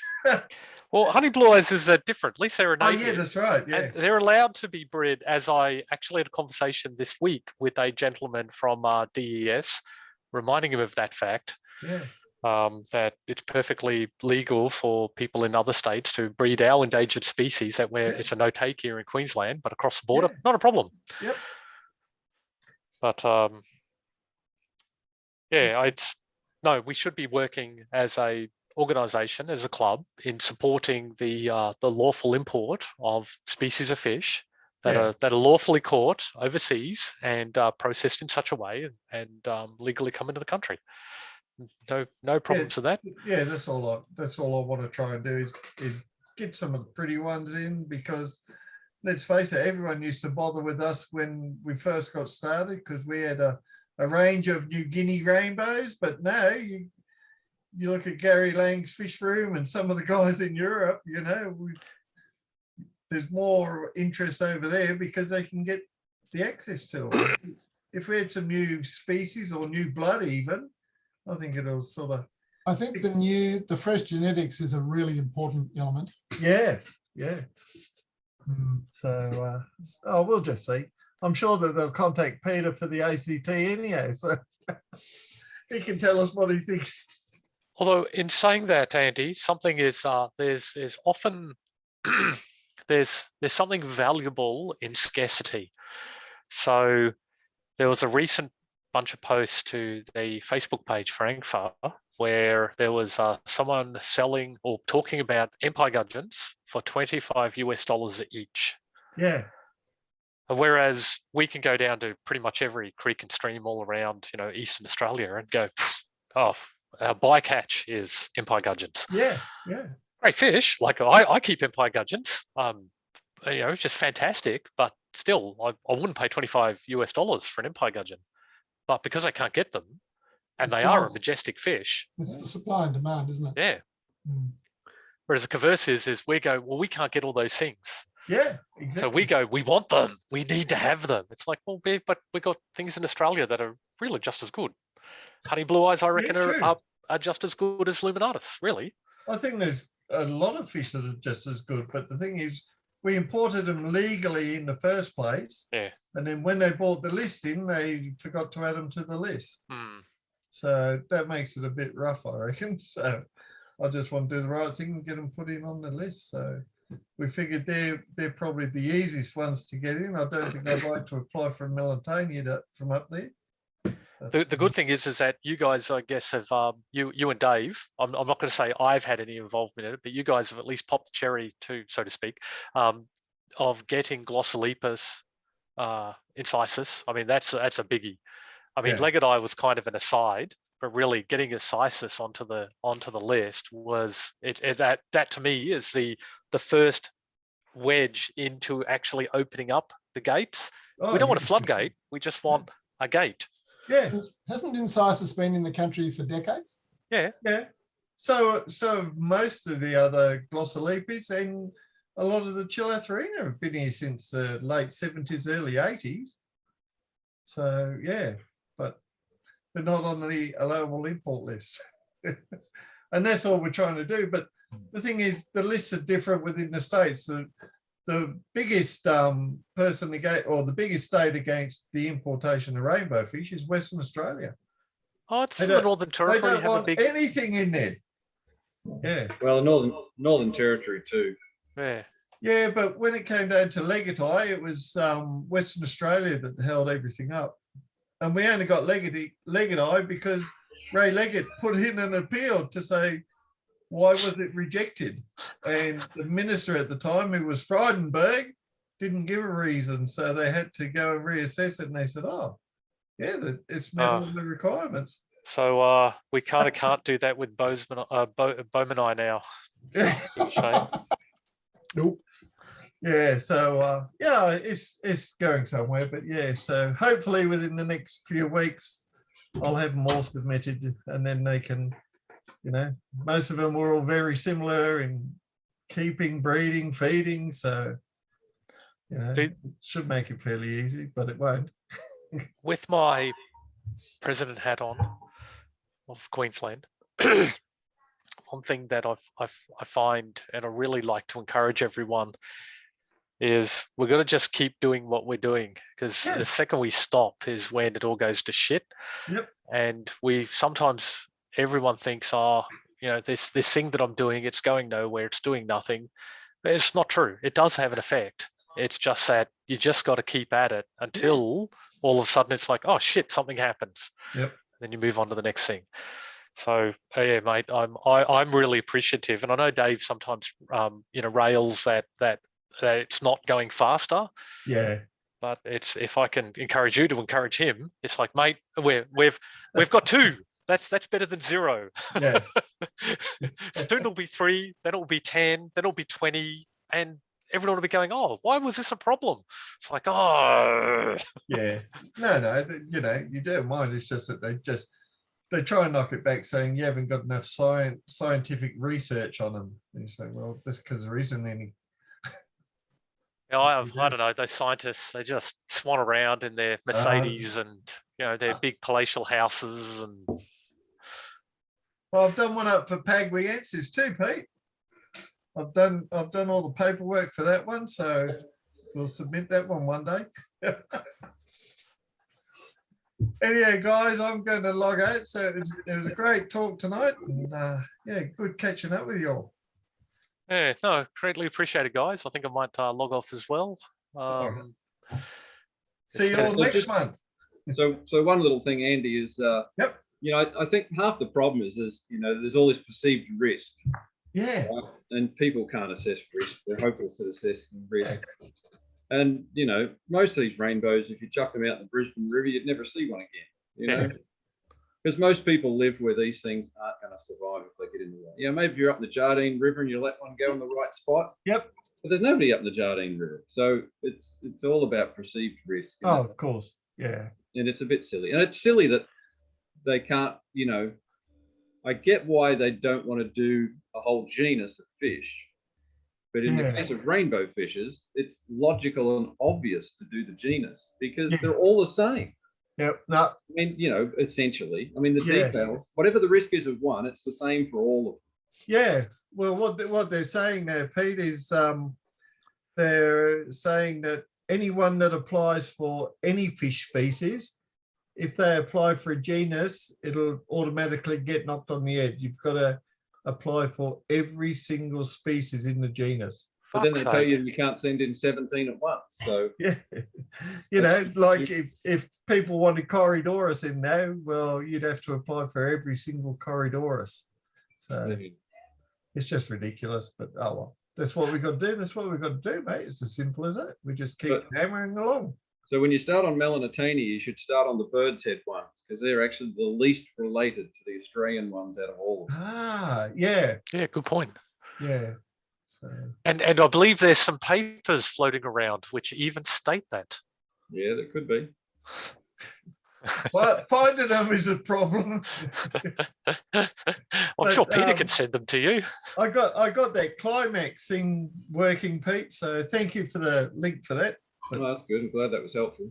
Yeah, because some of them have got a score of 0, so of matching places in Australia. So they shouldn't have too many dramas getting those in. But that's good. Yeah. All right, guys, I'm off. So good night, all, and we'll probably see you next month. See you later, Andy. Okay, bye. See you, mate. We're going to go too. See you guys. Okay, see you later, Brendan. Thanks for that. Thanks for joining in.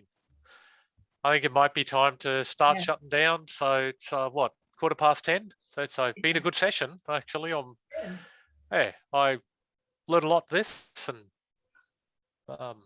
had a good discussion. I quite enjoyed it. Don't know if anyone else did.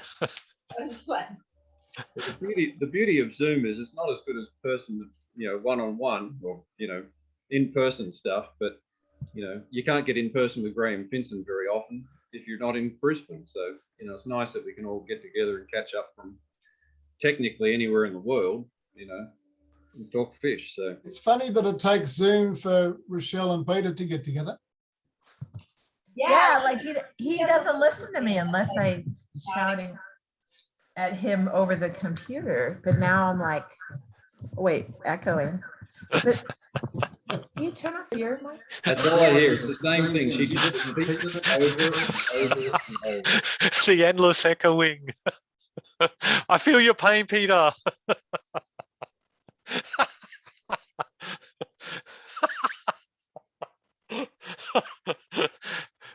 Are you going to tell her, Greg, or will I tell her? I'm on mute. But why am I echoing? Anyways, it's nice meeting all of you. Wait, can you hear me? It's really important to hear me because what I have to say. Why can't I hear myself? Okay, anyways, it's really nice meeting you guys because I hear about you, but it's nice to see you. That's one nice thing about Zoom is I can kind of meet all these people who've known this mother. Beep, beep. And I love him even though he's in, as I said. I've even watched him make a chip sandwich. That was a sight to behold. I know, that's really. I was vaguely jealous, but that was my lunch today. But then I went, whatever. That was your lunch today? Can't beat a good chip sandwich. I didn't even have lunch because I was Zooming all freaking day. Bacon and cheddar cheese flavored chips are good. Okay, I'm going to wrap this meeting All up. right, Greg, it's so nice seeing you, your beautiful face and your shiny head. Love you, honey. She's talking about you, Greg. I want to touch your head. We're not recording still, are we? Oh, shoot. Okay, thanks everybody for You can joining always us. turn Graham, off the thank you. Peter, Rochelle, Shane. Thanks, guys. Lyndon, Thanks for a Leah, good Henry. night. You have a good night. It's bedtime. see you in a Bye, month. Graham. We'll see you in a month.